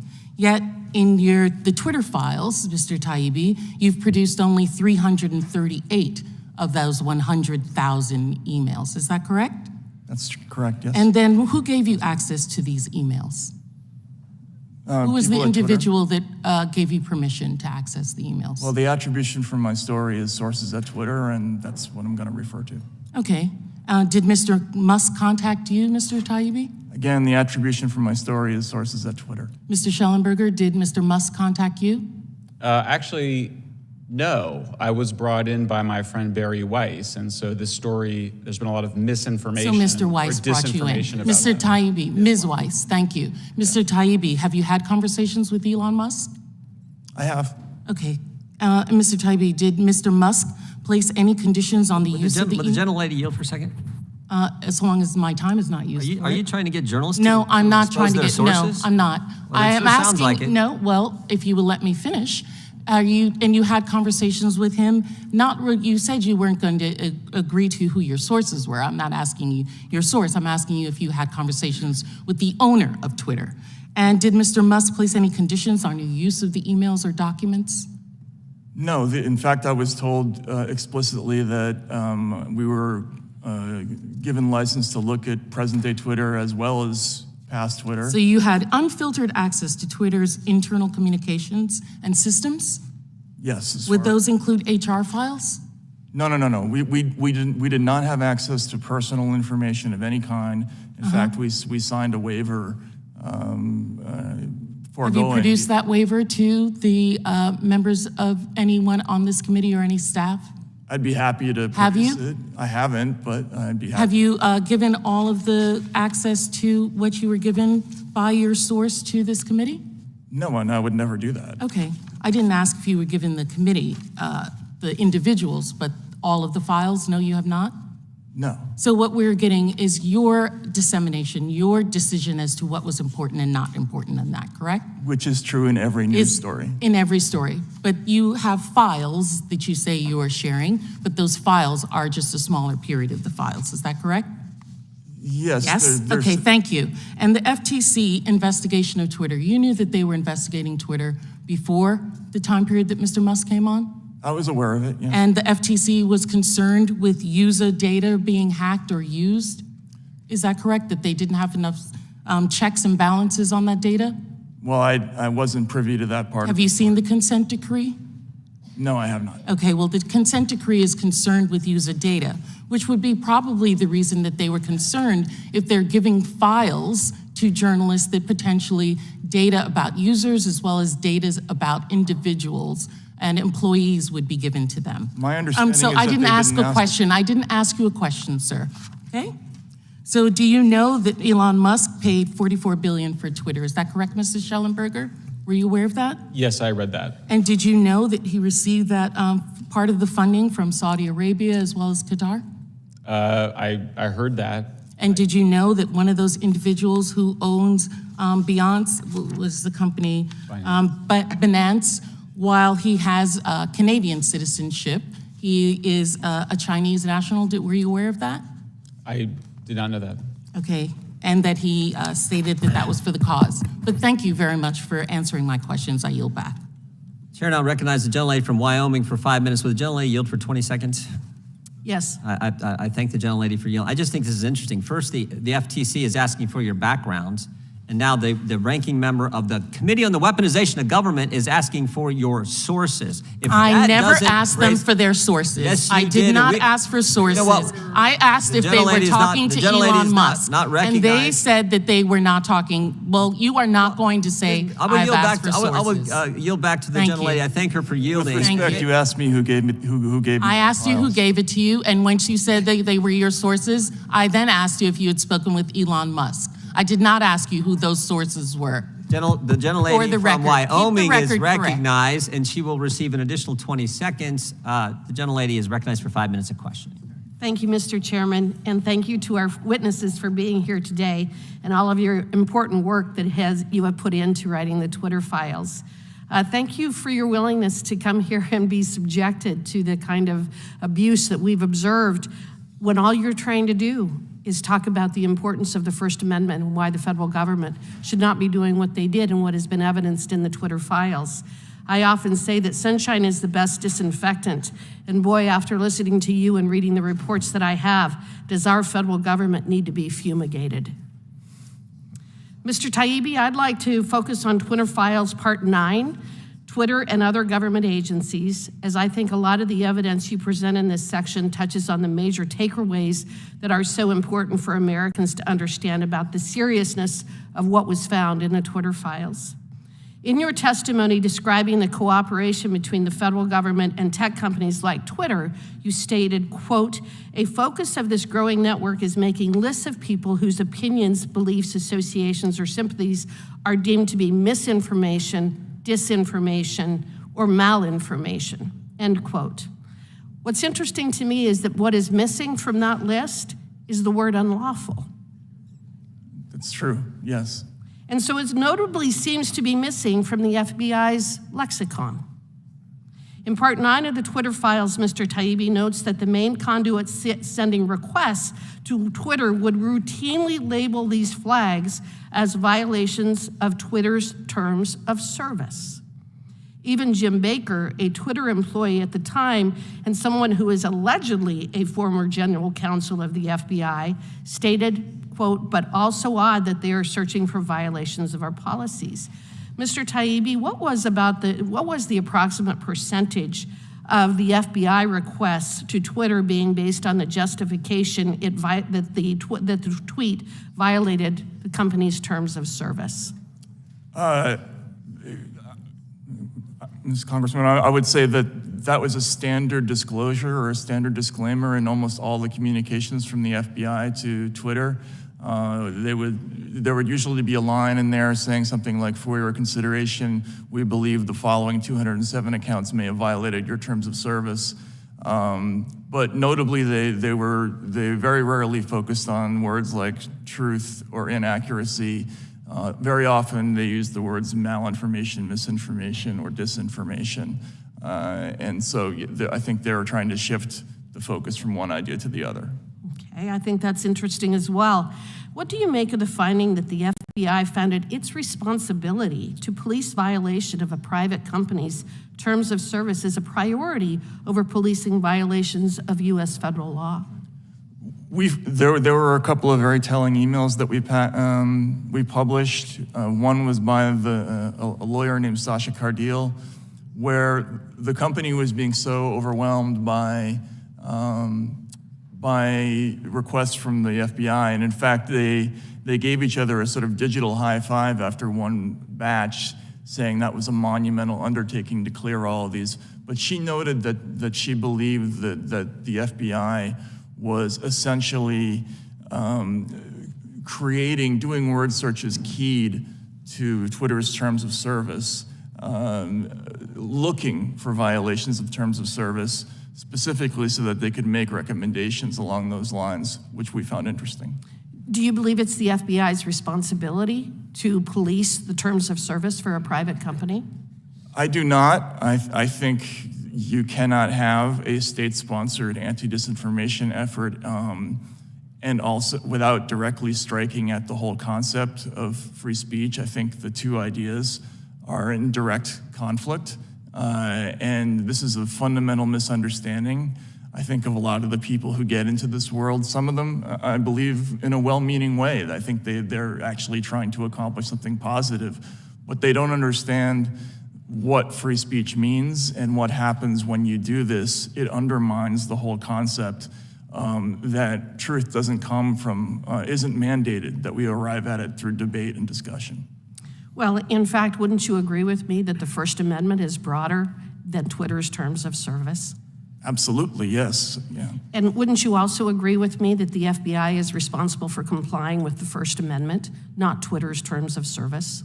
I would hope so, yes. Yeah. You also highlighted the presence of people like Jim Baker at Twitter. And again, I've noted that he is allegedly a former FBI employee. Part 9 also speaks of former other government association employees working at Twitter. What was the extent to which you found former FBI or other intelligence community employees working at Twitter? And did you find it odd? There was a significant quantity of people who had come from the intelligence world or who had worked at state agencies. In fact, that was a very common method by which members of people who are currently working in government would reach out to Twitter. For instance, we found an email by a current State Department official who reached out to a former State Department official asking that 14 ordinary Americans have their accounts deleted. That was in a recent Twitter Files release. So yes, there's an extraordinary number of these people. A lot of them come from the intelligence world, which we did find unusual, I think. Okay, thank you very much, and I yield back. Gentlelady's time has expired. I thank her. The gentleman from California is recognized for 5 minutes. Thank you, Mr. Chairman. I still try to figure out where all of this is going to go. But we've heard a lot from our Republican colleagues claiming that somehow all of this interaction has led to Twitter censoring conservative voices. And I really want to look at what the evidence is that has or has not happened. In 2020, Twitter commissioned an objective study to examine whether its algorithms disproportionately promotes conservative or liberal voices. This was a massive study by researchers from the University of Cambridge and Berkeley. The analysis examined millions of Twitter accounts and 6.2 million news articles that were shared within the United States, the study results were quite clear. Twitter's algorithms actually amplifies conservative voices far more than liberal voices. So whatever comes of this question about pressure from the federal government, at least up until 2020, it didn't have an effect. A separate study, this one from the Indiana University, found that partisan accounts, especially conservative accounts, tend to receive more followers and follow more automated accounts. So, Mr. Taibbi and Mr. Shellenberger, are you familiar with these studies? I am. I am. Very good. Then you know that whatever you may be trying to tell us, the effect on Twitter didn't happen. No, I don't agree. Excuse me, it's my time, thank you. I can also give you many real analytical studies based on actual evidence, but since I have only 5 minutes, Mr. Chairman, if I might enter into the record these studies of what actually is going on at Twitter with regard to censorship or not censorship. Mr. Chairman, may I enter those into the file? Thank you, Mr. Chairman. I take that silence as a yes. Did you identify the document? I'm sorry. Certainly. These documents, studies that were done by universities and We usually take it takes a little bit more for unanimous consent than these documents, but without objection, we'll accept them into the record. Thank you, Mr. Chairman. These studies found that to the extent that far-right accounts are being suspended, it's not because of their ideology, but because they are spreading conspiracy theories like QAnon. You can see those up on the board. Talk about nonsense. QAnons, are you really ready for these dots? Where in the country is gone? The rest of the world will go. Q is real. On and on. They're up there, and they're now part of the file also. This type of speech that perhaps our Republican colleagues believe social media platforms, all of whom, by the way, are private companies, not government, are somehow obligated to post. No matter how crazy, how offensive a post might be, these private companies presumably must advance the lies, conspiracy theories, personal attacks promoted by radicals. Now, I'm pretty sure that if the Democrats held a hearing today to force Fox News to post certain content, my Republican colleagues would be up in arms. And this is particularly ironic because we know for a fact that Fox News does spread disinformation and does so while knowing that the material is false. We've learned from the Dominion lawsuit that Fox hosts lied about the 2020 election. Its executives knew they were lying, and yet they were allowed to continue peddling their lies. Now, here's a reporter speaking to this issue, a Fox News reporter. He said, dangerously insane. There's 2 Fox executives describing Fox's decision to push forward election lies as chasing the nuts off the cliff. There are 2 other quotes, 2 other tweets that I think we ought to be aware of. And Fox News was promoting it. They were promoting Trump's lies. Quote up there, big protest in DC on January 6th. Be there, will be wild. A call to arms, and all of us in this building know the result of that call. A second one, Mike Pence didn't have the courage to do what needed to be done to protect our country. This is the speech that my Republican colleagues would have us to believe is being wrongly, quote unquote, censored by social media companies. It's offensive, it's absurd. No private company has an obligation to amplify anything, and especially not messages that strike at the heart of our democracy. I yield back. The gentleman yields back. The gentleman from Utah is recognized for 5 minutes. Thank you, Chairman. Thank you, witnesses, for being here. I suppose this is maybe a little bit outside your comfort zone. You didn't find yourself with this kind of attention when you began this endeavor, but I appreciate the courage and the commitment you've made to doing that. We may not agree on a lot of things when it comes to policy and politics, but I think we agree on our concern regarding the topic today. And I'll actually follow on from my Democratic friend and colleague and the things that he has said, because I agree with him. Private companies, I mean, Twitter, Facebook, they can ban whoever they want. They can mute. They can deplatform. They can set up whatever policy they want, and they have the ability to do that. I don't care about that. I agree with that. They should have that authority. The thing that we're concerned about is when the federal government, by proxy, essentially contracts this out. Because the federal government can't ban speech. They can define time and place, but they cannot ban content. And anyone would be foolish to think that when the FBI comes to a private company and highlights speech and then would expect them to do nothing. Of course they would respond to that. The FBI knew they would respond to that. The FBI expected them to respond to that. And I could use a couple analogies if I could, and they sound dramatic, but they're exactly right. It's illegal for the United States to assassinate a foreign leader. It would be illegal for the United States to pay $3.2 million to someone to go assassinate a foreign leader. It's illegal in some cases for the United States, or not illegal, but we would have to have a policy debate whether we would invade another country. It would be illegal for the United States to pay a private company like the Wagner Group in Russia to go and fight their battles for them. And that's exactly what the FBI did here. They said, well, we can't do this ourselves. We'll contract it out. We'll launder this effort through another company. And I would just ask you to respond to that. Do you think I'm overly dramatic, or do you think I'm wrong in my characterization of what we see here? I don't. I think that's absolutely correct. Freedom of speech is the foundation for our democracy, and what we've seen here is federal government putting extraordinary amounts of pressure both on Twitter and Facebook. And we haven't talked about Facebook, but we now know that we have the White House demanding that Facebook take down factual information, and Facebook doing that. And with Matt's thread this morning, we saw the government contractors demanding the same thing of Twitter. Accurate information, they said, that needed to be taken down in order to advance a narrative. And I have to interrupt just to agree with you. For heaven's sakes, again, we've heard over here, well, they got to Fox News lies. There's a reason that 20% of the people trust media.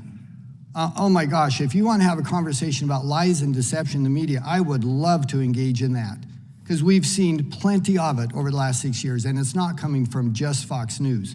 New York Times, CBS, NBC, every single one of them were saying things that they knew was not true. And they didn't say it once, they said it for years.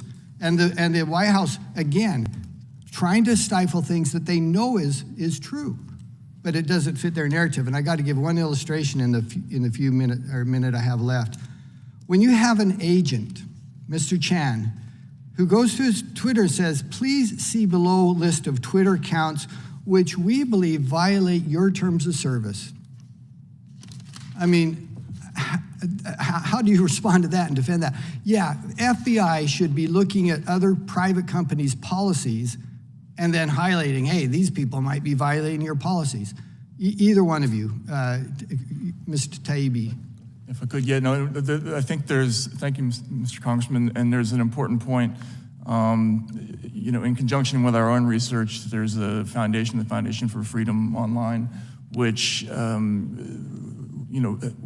there's a very telling video that they uncovered where the director of Stanford's Election Integrity Partnership talks about how CISA, the DHS agency, didn't have the capability to do election monitoring.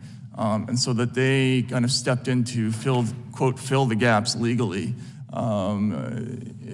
before that capability could be amped up. And what we see in the Twitter files is that Twitter executives did not distinguish between DHS or CISA and this group EIP. For instance, we would see a communication that said, from CISA escalated by EIP. So they were essentially identical in the eyes of the company. EIP, by its own data, and this is in reference to what you brought up, Mr. Congressman, according to their own data, they significantly targeted more what they call disinformation on the right than on the left by a factor, I think, of about 10 to 1. And I say that as not a Republican at all. It's just a fact of what we're looking at. So yes, we have come to the realization that this bright line that we imagine that exists between, say, the FBI or the DHS or the GEC and these private companies is illusory, and that what's more important is this constellation of kind of quasi-private organizations that do this work. Well, and we're over time, so I'll conclude with reemphasizing this. By a factor of 10 to 1, they tried to mute conservative thought. And the federal government cannot contract out suppression of free expression. Chairman, thank you. Thank you. Gentleman's time has expired. The gentlelady from Texas is recognized for 5 minutes. Thank you, Mr. Speaker. I did that last time. I apologize, Mr. Chairman. Mr. Taibbi, I want to follow up a little bit on the ranking member's questions. When was the first time that Mr. Musk approached you about writing the Twitter files? Again, Congresswoman, that would... I just need a date, sir. But I can't give it to you, unfortunately, because this is a question of sourcing, and I don't give up. I'm a journalist. I don't reveal my sources. It's a question of chronology. No, that's a question of sourcing. Because you earlier said that someone had sent you through the internet some message about whether or not you would be interested in some information. Yes, and I referred to that person as a source. So you're not going to tell us when Musk first approached you? Again, Congresswoman, you're asking me you're asking a journalist to reveal a source. So then you consider Mr. Musk to be the direct source of all this? No, now you're trying to get me to say that he is the source. I just can't answer your question. Well, he is or he isn't. If you're telling me you can't answer because it's your source, well, then the only logical conclusion is that he is, in fact, your source. Well, you're free to conclude that. Well, sir, I just don't understand. You can't have it both ways, but let's move on because no, he can. He's a journalist. No, he can't, because either Musk is the source and he can't talk about it, or Musk is not the source. And if Musk is not the source, then he can discuss No one his has yielded. The gentlelady's out of order. You don't get to speak. She's out of order because he's interrupted. The gentlelady's not Chairman, recognized. you're not recognized. He has not said that. What he has said is he's not going to reveal his source, and the fact that Democrats are pressuring him to do so is such a violation. We're asking him about his conversations with Musk. The gentlelady has not yielded you time. You don't get I have to not just talk yielded over time her. to anybody. I want to reclaim my time, and I would ask the chairman to give me back some of the time because of the interruption. Mr. Chairman, I am asking you if you will give me the seconds that I lost. We will give you that 10 seconds. Thank you. Now, let's talk about another item that when you responded to the ranking member. You said that you had free license to look at everything, but yet you yourself posted on your I guess it's kind of like a web page. I don't quite understand what Substack is, but that what I can say is that in exchange for the opportunity to cover a unique and explosive story, I had to agree to certain conditions. What were those conditions? She asked you that question, and you said you had none, but you yourself posted that you had conditions. No, the conditions, as I've explained multiple times. No, sir, you've not explained. You told her in response to her question that you had no conditions. In fact, you kind of used the word license, that you were free to look at all of them, all 100,000 emails. The question was posed, was I free to write about? Sir, did you have any conditions? The condition was that we published on Twitter. Sir, did you have any conditions, yes or no? A simple question. Yes. All right, could you tell us what conditions those were? The conditions were an attribution, sources at Twitter, and that we break any news on Twitter. But you didn't break it on Twitter. Did you send the file that you released today to Twitter first? Did I send the? Sir, actually, I did. Yes. Yeah. Did you send it to Twitter first? The Twitter That was files one of the thread? conditions. Yes or no, sir? The Twitter files thread actually did come out first. But sir, you said earlier that you had to attribute all the sources to Twitter first. What you released today, did you send that to Twitter first? No. I posted it on Twitter. First, sir. Or did you give it to the ranking member, to the chairman of the committee or the staff of the committee first? Well, that's not breaking the story. That's giving, yes, I did give. So you gave all the information that you did not give to the Democrats, you gave it to the Republicans first, then you put it on Twitter? Actually, no, the chronology is a little bit confused. Well, then It's more or tell less us the what same the chronology time. was. I believe the thread came out first Where? on Twitter. On Twitter. So then you afterwards gave it to the Republicans and not the Democrats? Yes, because I'm submitting it for the record as my statement. Did you give it to them in advance? I gave it to them today. You gave it to them today, but you still have not given anything to the Democrats. Well, I'll move on, and I wanted to ask Mr. Shellenberger the same question, sir. When did you first visit with or get contacted by Mr. Musk? I'm not going to reveal my sources, but like I said, I was invited by Barry Weiss. I'm not asking for sources, sir. I'm just asking Yeah, for chronology. When did you first make contact with Mr. Musk? I don't know the exact date. Was it It was December. 2020? It was December. December of, well, there's a lot of Decembers in history. December of sir. last year. Which December? December of last year, ma'am. Last year, the 22? Yes. All right. Now, in your discussion, in your answer, you also said that you were invited by a friend, Barry Weiss. My friend Barry Weiss. So this friend works for Twitter, or what is her? She's a journalist. Sir, I didn't ask you a question. I'm now asking Mr. Schellenberger a question. Please Yes, do ma'am. not Barry Weiss is interrupt. a journalist. I'm sorry, sir? She's a journalist. She's a journalist. So you work in concert with her? Yeah. Do you know when she first was contacted by Mr. Musk? I don't know. You don't know. So you're in this as a threesome?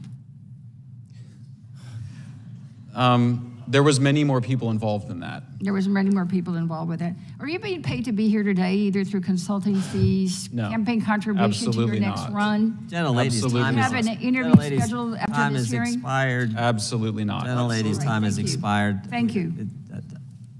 I don't know what to say other than I'll recognize the gentleman from North Dakota for 5 minutes. Thank you, yes, Mr. Chairman, and I'll yield my 5 minutes Oh, to you. I appreciate the gentleman yielding. I do think it's worth pointing out that, I have co-sponsored, I think some of my colleagues have co-sponsored the SHIELD Act in previous Congresses with Democrats to protect what we see them trying to do today, protect journalists from having to reveal their sources to government.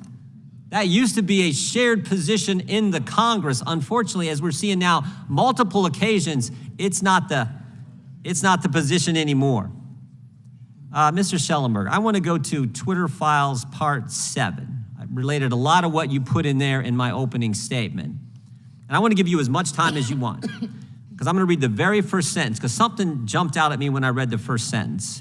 In Twitter Files number 7, the FBI and the Biden laptop. You say this: how the FBI and intelligence community discredited factual information about the Biden foreign business dealings both after and before the New York Post revealed the contents of his laptop on October 14th, 2020. And what kind of jumped out at me was the way you framed it, because you did it backwards from what it's normally said. Normally you would say, the sentence would read, foreign business dealings both before and after.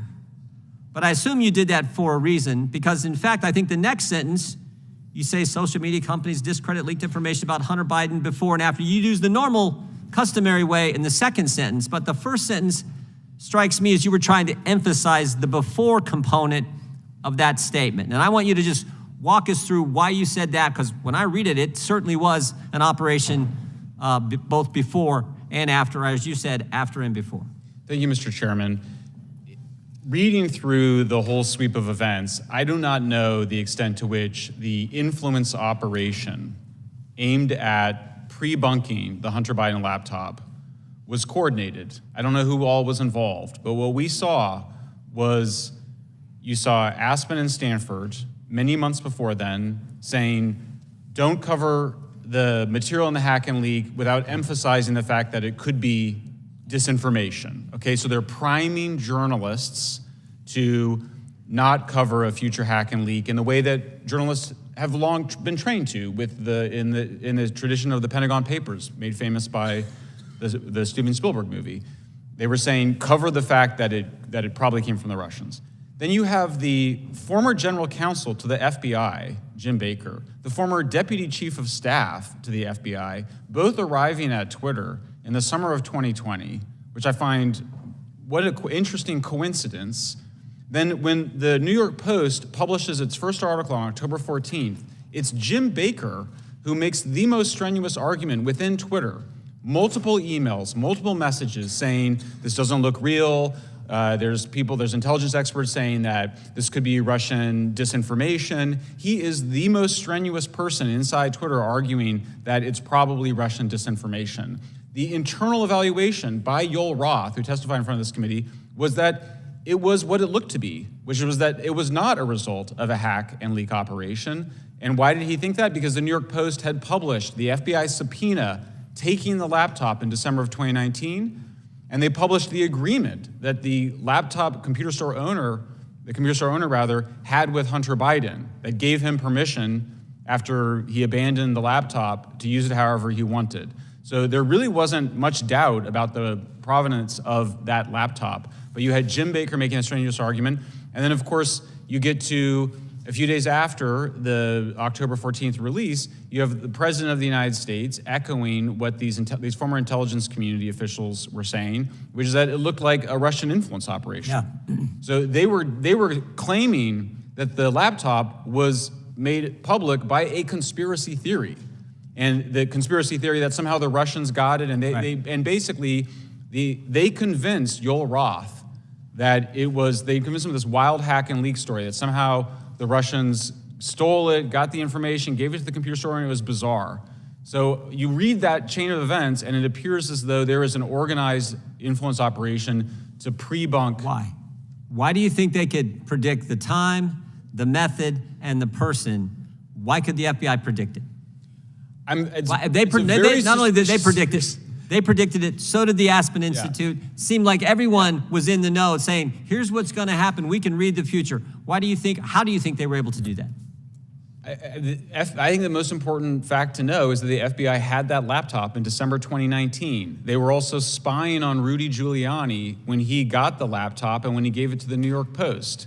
Now, maybe the FBI agents who were going to Mark Zuckerberg at Facebook and to Twitter executives and warning of a hack and leak, potentially involving Hunter Biden, maybe those guys didn't have anything to do with the guys that had the laptop. We don't know that. I know. But I have to say, as a newcomer to this, as somebody that thought it was Russian disinformation in 2020, everybody I knew thought it was Russian.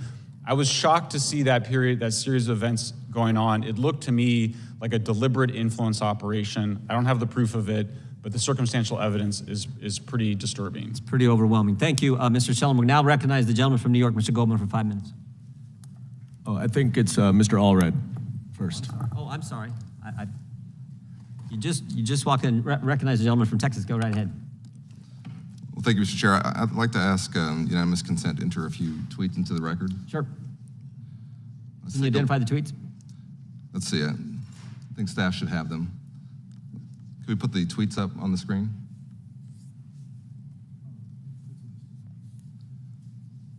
Let's take a look at a couple of tweets from Kanye West, who now goes by Ye. At the time of these tweets, had 32 million followers. Mr. Taibbi, can you read the tweet on the left? Can you see the text there? I actually can't. My eyesight is not so great. I'll read it to you. It says, I'm a bit sleepy tonight, but when I wake up, I'm going DEFCON 3 on Jewish people, in all caps.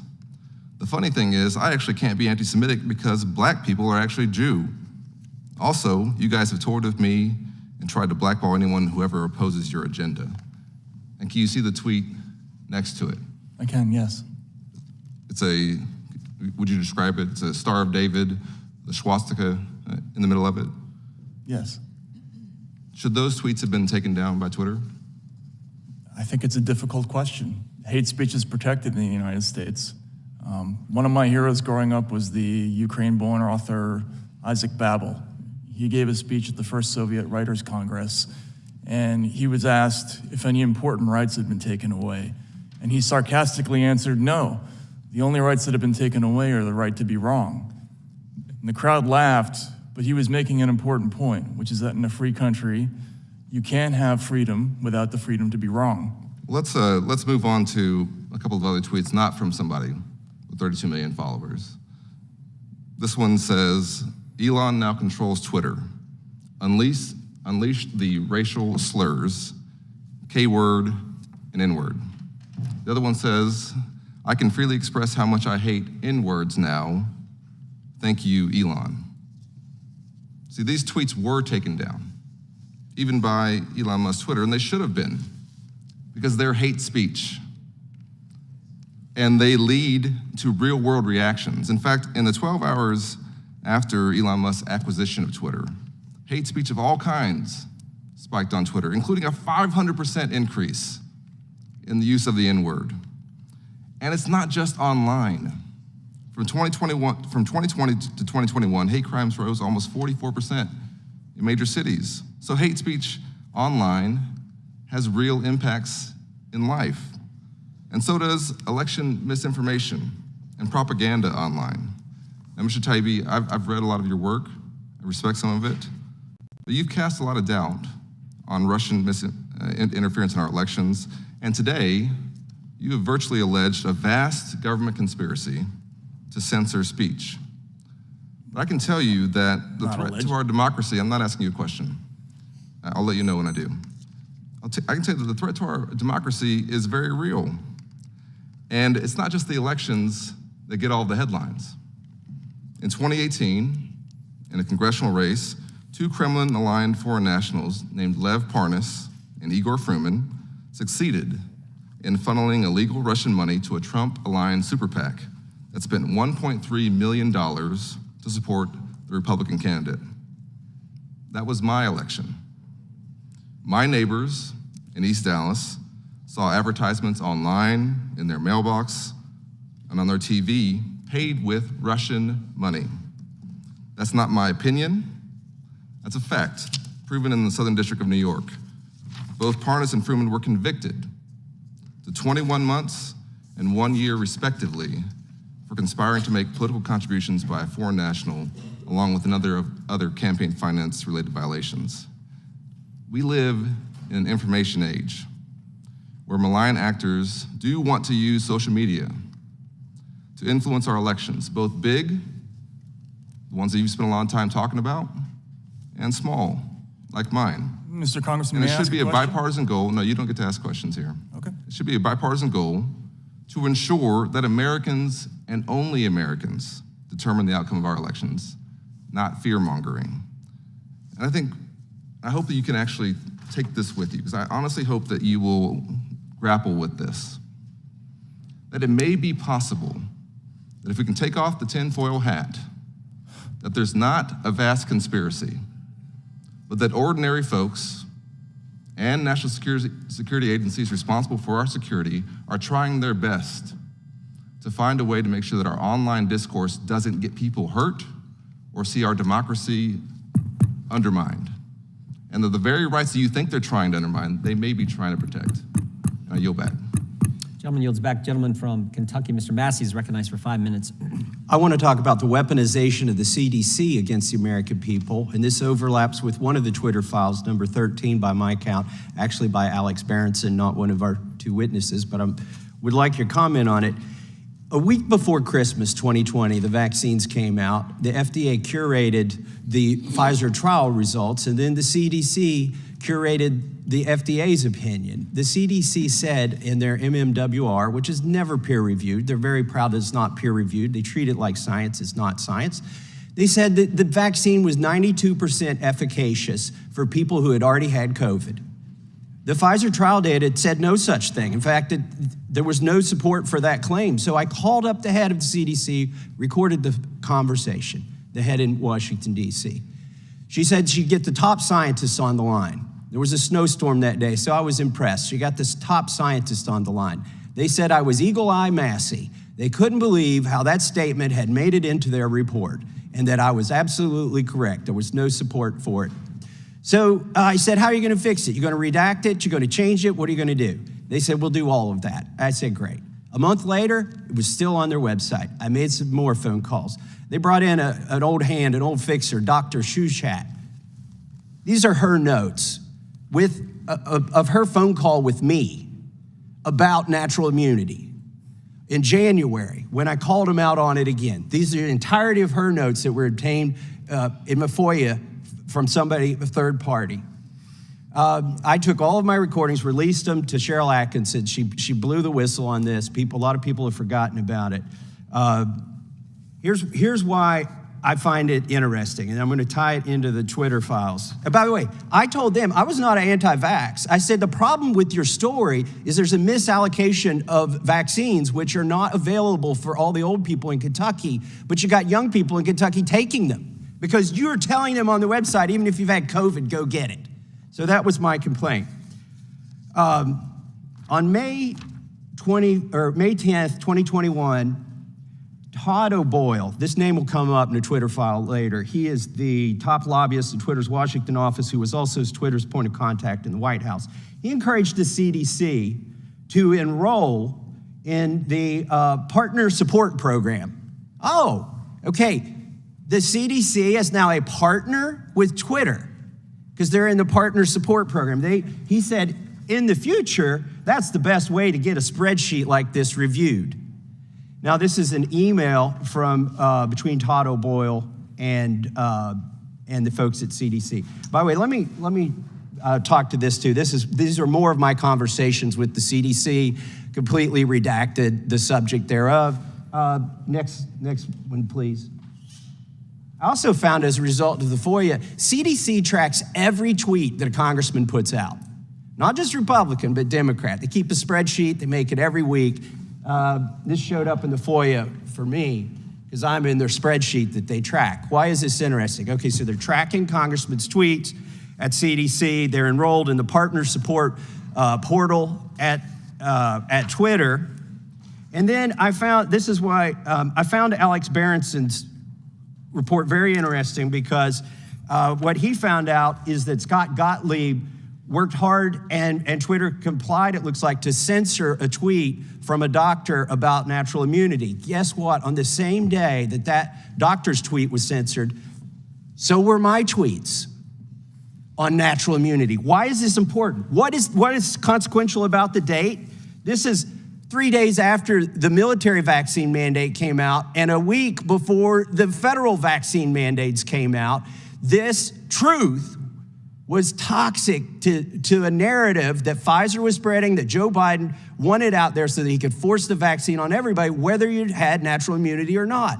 Now, you guys might not agree with me on this. I don't think the press gets special privileges on the First Amendment. I don't think Congress does. I think every American, by virtue of being an American, has the right to free speech enshrined in the Constitution. So I'm not so much worried that they censored a congressman, but they disabled all the comments from my constituents. Those are the voices they squelched. And my beef is not with Twitter, but my beef is with the CDC and these federal agencies. And I encourage you all, if you can, to find more about this. And do either of you have any comments on this topic? Yeah, absolutely. The gentleman's time expired, but the gentleman may still had 3 seconds. The witnesses may respond. Okay. Just quickly, we found just yesterday a tweet from the Virality Project at Stanford, which was partnered with a number of government agencies on Twitter, where they talked explicitly about censoring stories of true vaccine side effects and other true stories that they felt encouraged hesitancy. Now, censoring true. Yeah, so they used the word true 3 times. In this email, and what's notable about this is that it reflects the fundamental misunderstanding of this whole disinformation complex, anti-disinformation complex. They believe that ordinary people can't handle difficult truths, and so they think that they need minders to separate out things that are controversial or difficult for them, and that's totally contrary to what America's all about, I think. I'll just briefly add, this is very disturbing because what they're doing when they're putting these labels on there is they're actually also trying to discredit you. So it's not just, it's a form of censorship, but it's also a disinformation campaign. And I think what Matt said is really important to understand. I mean, you go from a situation where we were fighting ISIS recruiting, and then it was Russian disinformation. And now they're in a situation where they're wanting to censor true information, accurate facts, because they're worried that people might behave in ways that they don't want them to. That involves mind reading at a level that is grossly inappropriate. I mean, I worry even about making this defense, because let's remember, the First Amendment protects our right to be wrong. It protects our right to lie.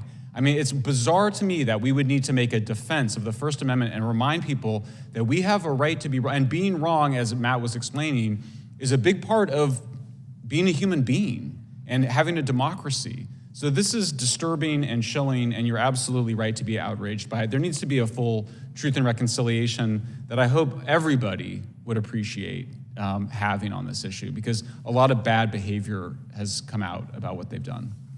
Thank you. Yield back.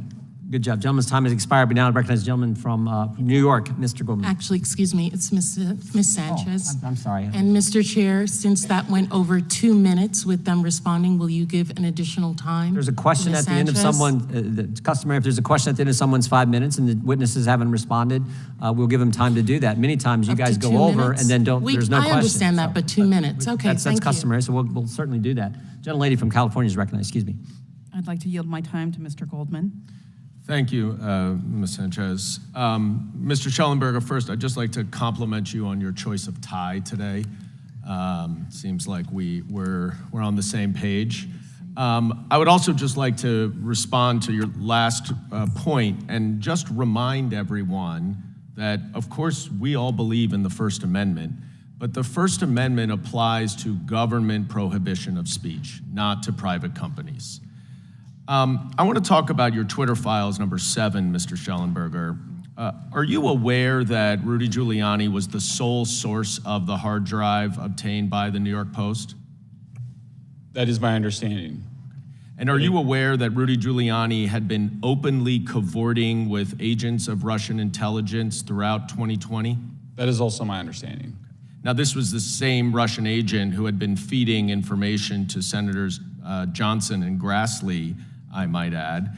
But also, are you aware that Rudy Giuliani told the New York Times that he did not want anyone to do an analysis of the hard drive until it was published?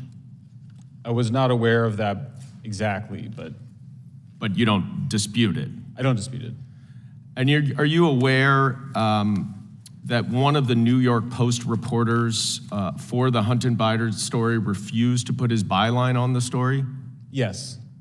And are you aware that Fox News called the story, quote, very sketchy, unquote? I'm aware that somebody at Fox News said that, yes. Correct. Brett Baer at Fox News said that. And are you aware that the FBI had nothing to do with Twitter's decision to pause the New York Post story? I am not aware of that. Okay, well, let me read you the testimony from Yoel Roth at the hearing we had on February 8th. The quote, the FBI was quite careful and consistent to request review of the accounts, but not to cross the line into advocating for Twitter to take any particular action. And then Jim Baker said, in response to the chairman's question, when he asked, did you talk to the FBI about the Hunter Biden story? He said, to the best of my recollection, I did not talk to the FBI about the Hunter Biden story before that day. In other testimony, Yoel Roth said that the information that he received from the FBI had nothing to do with the Hunter Biden story. Now, are you aware that there was an analysis of the hard drive that was done by the Washington Post at a later date? My awareness is that multiple media organizations have done analyses and found including CBS, and found that it was indeed, the laptop was authentic and that nothing had been changed on it. So let's just get something clear. The laptop that the FBI had is different than the hard drive that Rudy Giuliani gave to the New York Post. A hard drive, you agree with this, is a copy from a laptop, right? Yes. And you are aware that hard drives can be altered, are you not? Of course. Okay. So are you aware that the Washington Post analysis of the hard drive showed that it had been altered? I have heard that, but I'm also saying CBS verified. Politico. And other media organizations have verified. I mean, but we're not talking about authenticity. authenticity. We're not talking about authenticity. We're talking about whether it's been altered. Yeah. Okay, there's no question there's some material on the hard drive that is authentic and accurate, but are you aware that there's some material that is not? My understanding is that there are copies of the hard drive that have been tampered with, and that media organizations, including CBS, have verified that the laptop in question was not tampered with. I don't know what the laptop in question, but let's move on, because you said in your Twitter files, am I correct, that every single fact in the New York Post story was accurate? Yes. Okay. Do you recall that the first paragraph of that Post story said that then Vice President Joe Biden pressured Ukraine to fire its prosecutor general because he was investigating Burisma, where Hunter Biden was on the board? Yes. Okay. I have here, which I'd like to enter into the record, the Trump-Ukraine Impeachment Inquiry Report, 300 pages by the House Intelligence Committee. Did you review this report before you said that every fact in this story was accurate? Without objection, the material be entered in the record.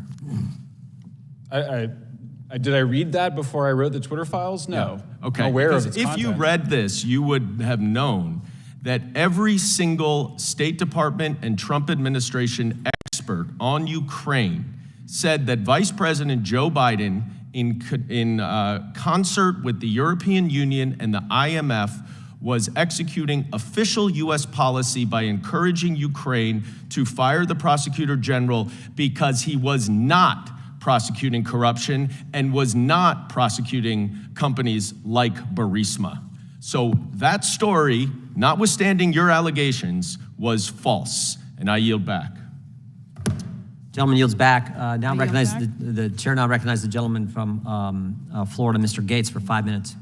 Impeachment nostalgia always warms my heart, but we are here focused on a weaponized government, a whole of government approach that has been turned against the American people. And while Rudy Giuliani may have been running around with the laptop in 2020, what is an indisputable fact is that the FBI had the laptop in 2019. And it appears that the last round of questioning misses the boat, that it's true. The information is authentic. The pictures, the videos, the emails, there hasn't been a single allegation that there is a single doctored email.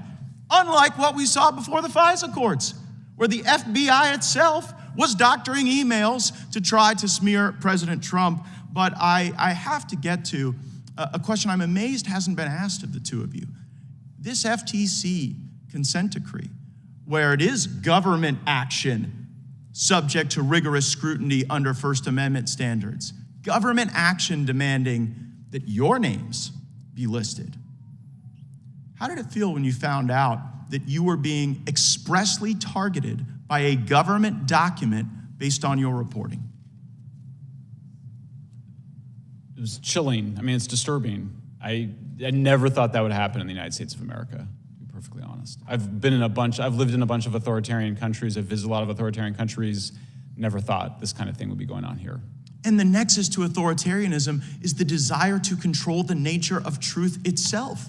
Our understandings change about things. We learn new things. We challenge prior assumptions.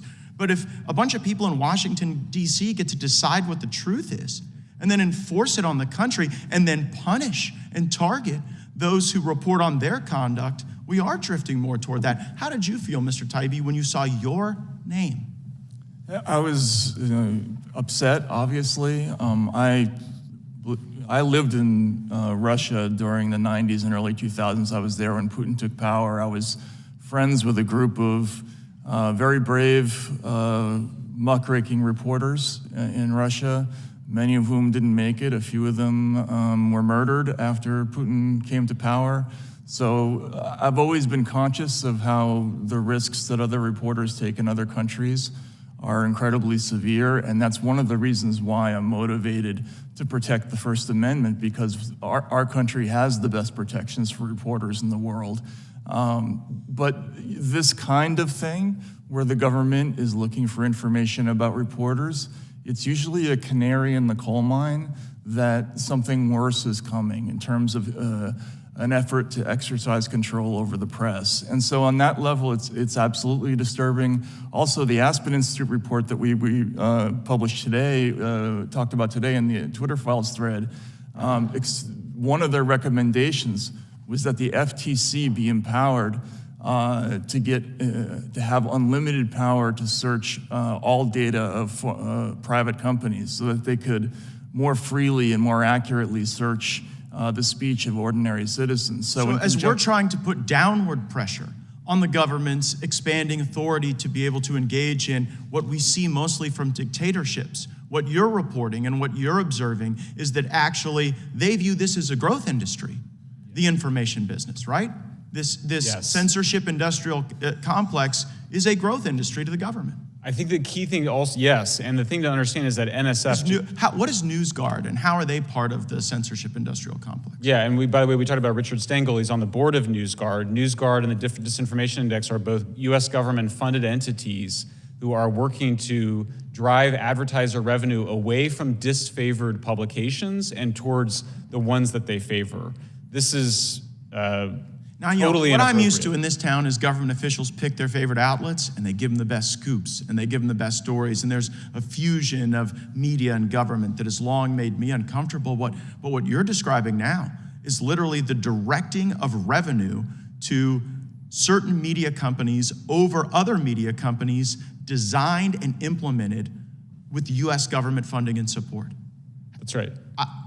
That is an astonishing way. If we do not take a look at NewsGuard, we have failed. And you talk about the brave reporting that occurs and what it subjects you to. I would suggest there's also political bravery that I have observed. While we've only heard from Democrats on this panel attacking you, discrediting you, a lot like they've tried to attack and discredit FBI whistleblowers who are truth tellers, there are brave Democrats who still believe in free speech. And I would advise my colleagues to look at the comments of Ro Khanna, who has been deeply, deeply concerned about this weaponization of government. And he believes these Twitter files are indeed worthy of our focus and our energy. And that is exactly what we are going to do. I yield back. I think the gentleman would now recognize the gentlelady from New York. I still have my 5 minutes, Mr. Chairman. Oh, that's right. I forgot. I understand why you may not. Because you were yielded 5. The gentleman from New York is recognized for 5 minutes. Excuse me. Mr. Shellenberger, I may have misheard earlier, but is it your testimony here today that you disagree with the 2 indictments by Special Counsel Robert Mueller that definitively established that Russia interfered in our 2016 election through social media disinformation and a hack and leak operation? No, I don't disagree. Okay, Mr. Taibbi, do you disagree with those 2 indictments?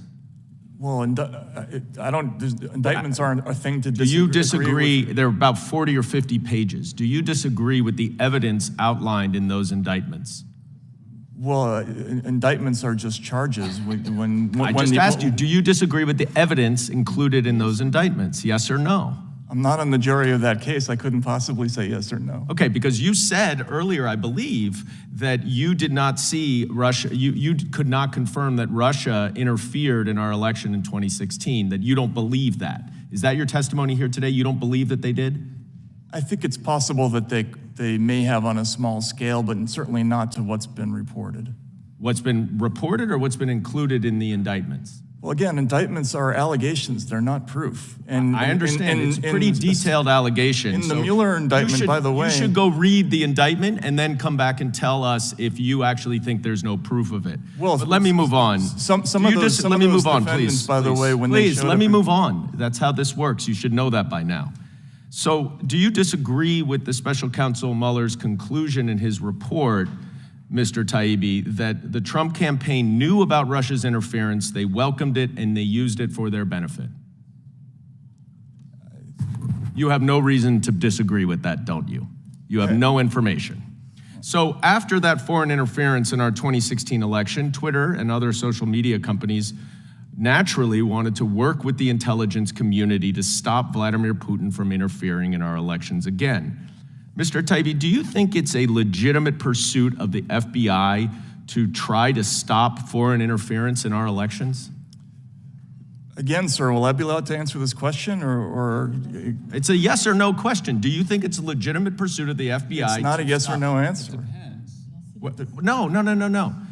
I'm not asking how. I'm saying, as an objective, do you think it's a legitimate objective of the FBI to stop foreign interference in our elections? I think it's a legitimate objective to stop actual foreign interference. Okay. I mean, I don't know what the difference is, but that's fine. Well, Since Russia used social media disinformation, according to Special Counsel Mueller, I understand you may disagree with the allegations, to interfere in our 2016 elections, are you trying to say that the FBI had no basis to inform social media companies about efforts to potentially interfere in our elections after 2016? I can tell you that I read internal Twitter emails where Twitter expressly talked about the fact that the FBI couldn't possibly know more than they did about whether or not there was Russian interference, and that in fact, even they couldn't determine which accounts were actually IRA and which ones weren't. Okay, I understand you like to filibuster. That was not an answer to my question, but I'll move on. Mr. Shellenberger, in all of the emails that you reviewed, did the FBI ever direct Twitter to take down any accounts or remove any posts? Yes. They directed Twitter to remove them, or they said these may violate your terms and services? Yes. I think that's an accurate use of the word direct. They said these may violate. You think that saying that these may violate your terms and conditions is the same as directing them to take an account down? Yeah, I mean, I think if a police officer says, all right, well, you broke the law. Very helpful. That's very helpful. I'm glad to know that you think flagging something for a private company to make a decision about what they should do is a direction. Now, Mr. Chairman, you have repeatedly said that this committee is all about protecting the First Amendment. And what's unfortunate here is that we are talking about Twitter, and that we are not talking about Republican government officials around the country who are banning books. And we are not talking about... Would the gentleman yield? No, I will not. And we are not talking about Donald Trump jailing his former counsel to prohibit him from publishing a book that the president did not want. The former president literally jailed his enemy. And we're here talking about Twitter. Twitter. And even with Twitter, you cannot find actual evidence of any direct government censorship of any lawful speech. And when I say lawful, I mean non-criminal speech, because plenty of speech is non-criminal. I'll give you one. The gentleman's time to expire. I'd ask unanimous consent to enter into the record the following email from Clark Humphrey, Executive Office of the Presidency, White House Office, January 23rd, 2021. That's the Biden administration, 4:39 a.m. Hey, folks. This goes to Twitter. Hey, folks, wanted to use the term they used the term Mr. Goldman just used. Wanted to flag the below tweet, and I'm wondering if we can get moving on the process for having it removed ASAP. Boom. That is. Could you read the below tweet? And then if we can keep an eye out for tweets that fall in this same genre, that would be great. This is a tweet on the very issue that Thomas. Can you just, for the fullness of the record, can you read because I've not seen this. Can you read the tweet that it's referencing? I don't have the tweet here with me, but the gentleman's point was, tell us. You said no time did government try to tell Twitter to explicitly remove something, and no, I said explicitly remove lawful speech. Lawful speech. We're going to conflate. The First Amendment is not absolute. Twitter. This is something from Robert Kennedy Jr. But for the record, I assume that's lawful speech. As a point of order, Mr. Chair. Because Robert Kennedy Jr. said it? That's why it's lawful speech? Just a minute, Mr. Goldman. But all I'm saying is you said in no time did the government explicitly say to take a tweet down. Here we have it, right here, from the White House. They couldn't even wait 2 days. 2 days into this administration, they were asked Twitter to take something down, and we will get you the underlying tweet. Thank you. With that, you. I recognize the gentlelady from New York. Will you place it into the record as well, sir? The underlying tweet? Robert Kennedy Jr. Is talking about he's talking about Hank Aaron's death after he received the vaccine. That's what the tweet's about. We'll get you a copy. Thank you. Mr. Chairman, I would say one thing. That's certainly lawful. Mr. Chairman, I ask unanimous consent to enter the tweet that you referenced into the record of the committee. Without objection, we'll enter that into the record along with the statement from the White House, the Biden White House, 2 days into the administration when they're directly attacking people's First Amendment liberties. With that, I recognize the gentlelady from New York for 5 minutes. I want to yield to Mr. Johnson. Thank you. Just to point out quickly that Mr. Goldman is proving himself to be a master of obfuscation. He said, the First Amendment applies to government censorship of speech and not private companies. But what we're talking about and what the chairman just illustrated is that what we have here and what your Twitter files show is the federal government has partnered with private companies to censor and silence the speech of American citizens. I yield back to the gentlelady. I just came from an open hearing with FBI Director Chris Wray, and he said under oath that no one from the FBI communicated with Twitter regarding the Hunter Biden laptop story. Based upon both of your courageous reporting, can you address that? I mean, we saw, I mean, like I said, we don't know. I mean, so at this point, we just have to take his word on it. But what we saw was a huge amount of FBI communications to Twitter. We saw the former deputy chief of staff, the former general counsel showing up at Twitter right at the critical period. So I find a lot of suspicious activity. I would like to ask him a bunch of questions about that because I find it very suspicious and unresolved. Mr. Taibbi, do you have comments on that? We do know that there was a teleporter communication that had 10 documents in it just before the story broke, but we don't know what those documents were, so we can't suppose. Well, I don't take his word for it. We have lots of examples where it has not been, they have not been accurate from that particular agency when it comes to testifying before Congress. So it is our job in this committee to get to the truth, to shine sunlight and transparency for the American people. I want to ask you both about the Aspen Digital Hack and Dump Working Group, which involved an 11-day scenario in October 2020 that began with the imaginary release of falsified records, that's what they claim, related to Hunter Biden's controversial employment by the Ukrainian energy company Burisma. Right. This was if they knew, because they did know. So I would like your comments, Mr. Shellenberger. These were the files that you did extensive reporting on about how concerning this is and how this is truly the definition of the weaponization against free speech and suppressing accurate reporting. Yeah, so there's actually two things, and one of them we just discovered recently, which is that there was a Stanford Cyber Policy Institute report, which said that, which was in menacing terms, telling journalists that they should abandon the Pentagon principle. Again, this is the Pentagon Papers principle. This is the idea that if Daniel Ellsberg brings you materials he's taken from the Pentagon about how the war in Vietnam is going, the New York Times and Washington Post published those. That was considered one of the greatest moments of American journalism. Here you have Stanford Cyber Policy Center saying we should abandon that principle. You should instead make the issue about, frankly, the theories about where it might have come from.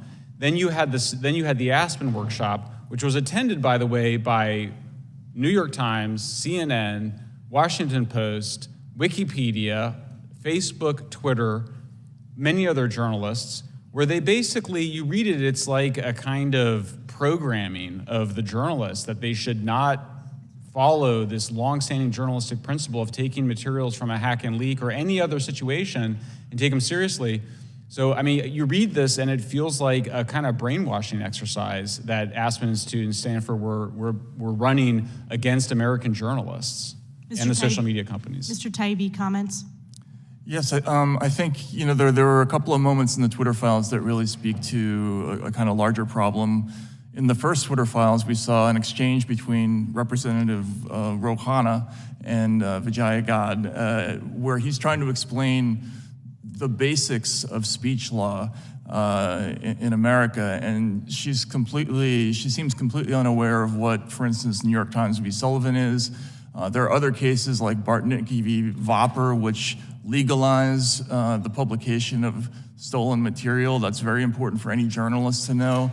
I think most of these people are tech executives and they don't know what the law is around speech and around reporting.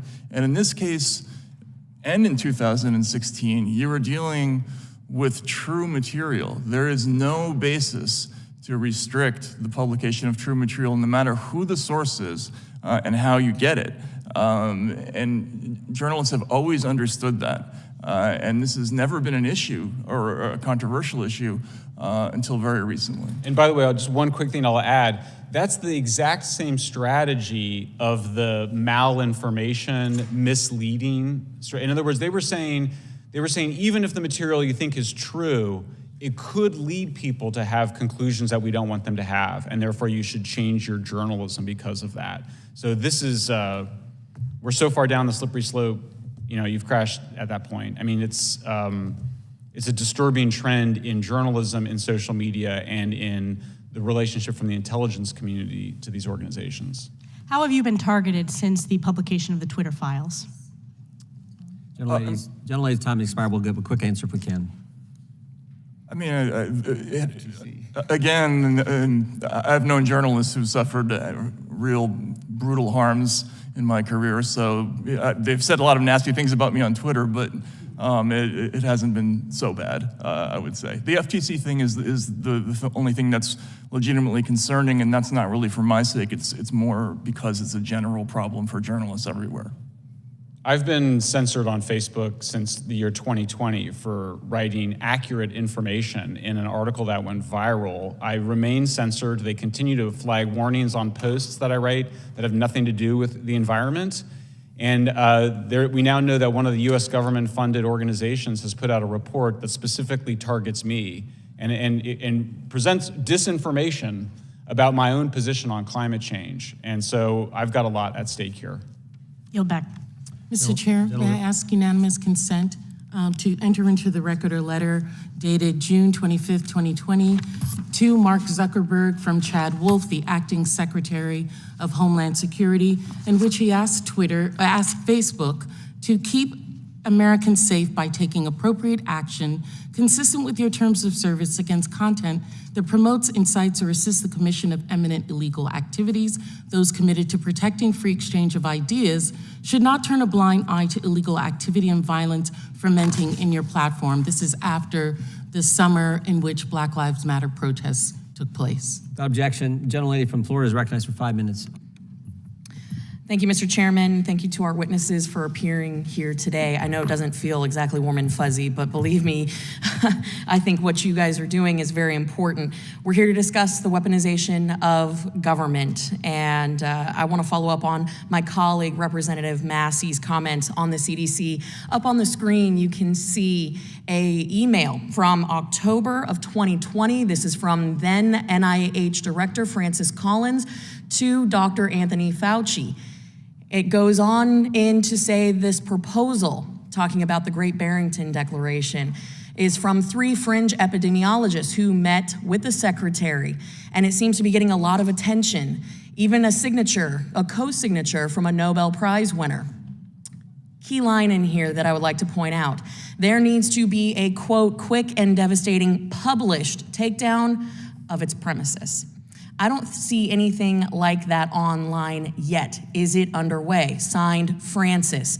Now, what I find interesting is if you fast forward into June of 2021, the Biden administration was raging at social media companies. There is communications that we can produce, for the record, that state we would like you to combat, quote unquote, misinformation. Now, we, thanks to the Twitter files, know that Twitter executives were using the term visibility filtering, and that really, to the rest of the American general public, was shadow banning, correct? Yes. Okay. So all of a sudden, we saw a rash of blacklists created by Twitter at the highest levels that were taking down some of the signatories and creators of this very Barrington Declaration, correct? This is to both of you. I haven't seen that, but... I haven't seen that either. So would you agree that there was a blacklist created in 2021? Sorry, yes, Jay Bhattacharya, the Stanford professor who I don't think anybody considers a fringe epidemiologist, was indeed, I'm sorry, I didn't piece it together. He was indeed visibility filtered. Correct. And so this blacklist that was created that really was used to deplatform, reduce visibility, create lists internally where people couldn't even see their profiles. That was used against doctors and scientists who produced information that was contrary to what the CDC was putting out, despite the fact that we now know that what they were publishing had scientific basis and, in fact, was valid. Absolutely. And not only that, but these are secret blacklists. So Professor Bhattacharya had no idea he was on it. I mean, this is East Germany Stasi kind of behavior. That's what this is. And the Great Barrington Declaration, by the way, I was skeptical of it at the time, but it actually now looks pretty good in terms of how response to COVID. But even if it was totally wrong, it still deserved, I mean, this is the whole point of the First Amendment, is that Absolutely. I think we all have the experience of you're not right until you're wrong a lot. You know, you actually have to have that debate and that conversation. So by repressing that, we actually stifled, I think, a much broader conversation we could have had about how to effectively respond to COVID because they were secretly blacklisting people like Jay Bhattacharya. And I think to the bigger point that Americans are concerned about when it comes to the weaponization of government, this isn't Republican or Democrat issue, this is an American issue. You had individuals, millions of Americans, who in many cases were being mandated to take an experimental vaccine, and when those that wanted to consider taking it were trying to make an informed decision, you had opinions that were being silenced because it didn't fit a specific narrative pushed by the Biden administration, correct? Absolutely correct. And that's why we use the language of disfavored ideas and disfavored people, because it doesn't fall neatly among left and right lines. If there's anything going on here, it tends to be more of a disproportionate blacklisting of more populist voices, or just ideas that we would consider slightly outside of the Overton window, the mainstream opinion at the time. But the Overton window moves. And so the idea that you're just going to narrow the entire, what's acceptable on social media to what is mainstream at the time would basically freeze us and not allow the society to progress and for knowledge to grow and for the democracy to function. With the 14 seconds that I have left, Mr. Taibbi, if you'd like to weigh in on any of this that we have talked about and why this is a direct threat to Americans today, I would appreciate it. Just quickly, again, we yesterday discovered this email talking about the suppression of people telling their own stories of true vaccine side effects. So these are people who are telling about their own experiences, things that happen to them that are true, and they're being suppressed because what anti-disinformation does is the opposite of what the press does. They are aiming for what the narrative is, and they already know in advance what they're looking for, whereas a journalist goes into a story, does not know what the truth is. We often find that the thing we expect to find turns out to be completely different. They know in advance what they're looking for, and that's why this is so dangerous. My time has expired. I yield back. Thank you, too.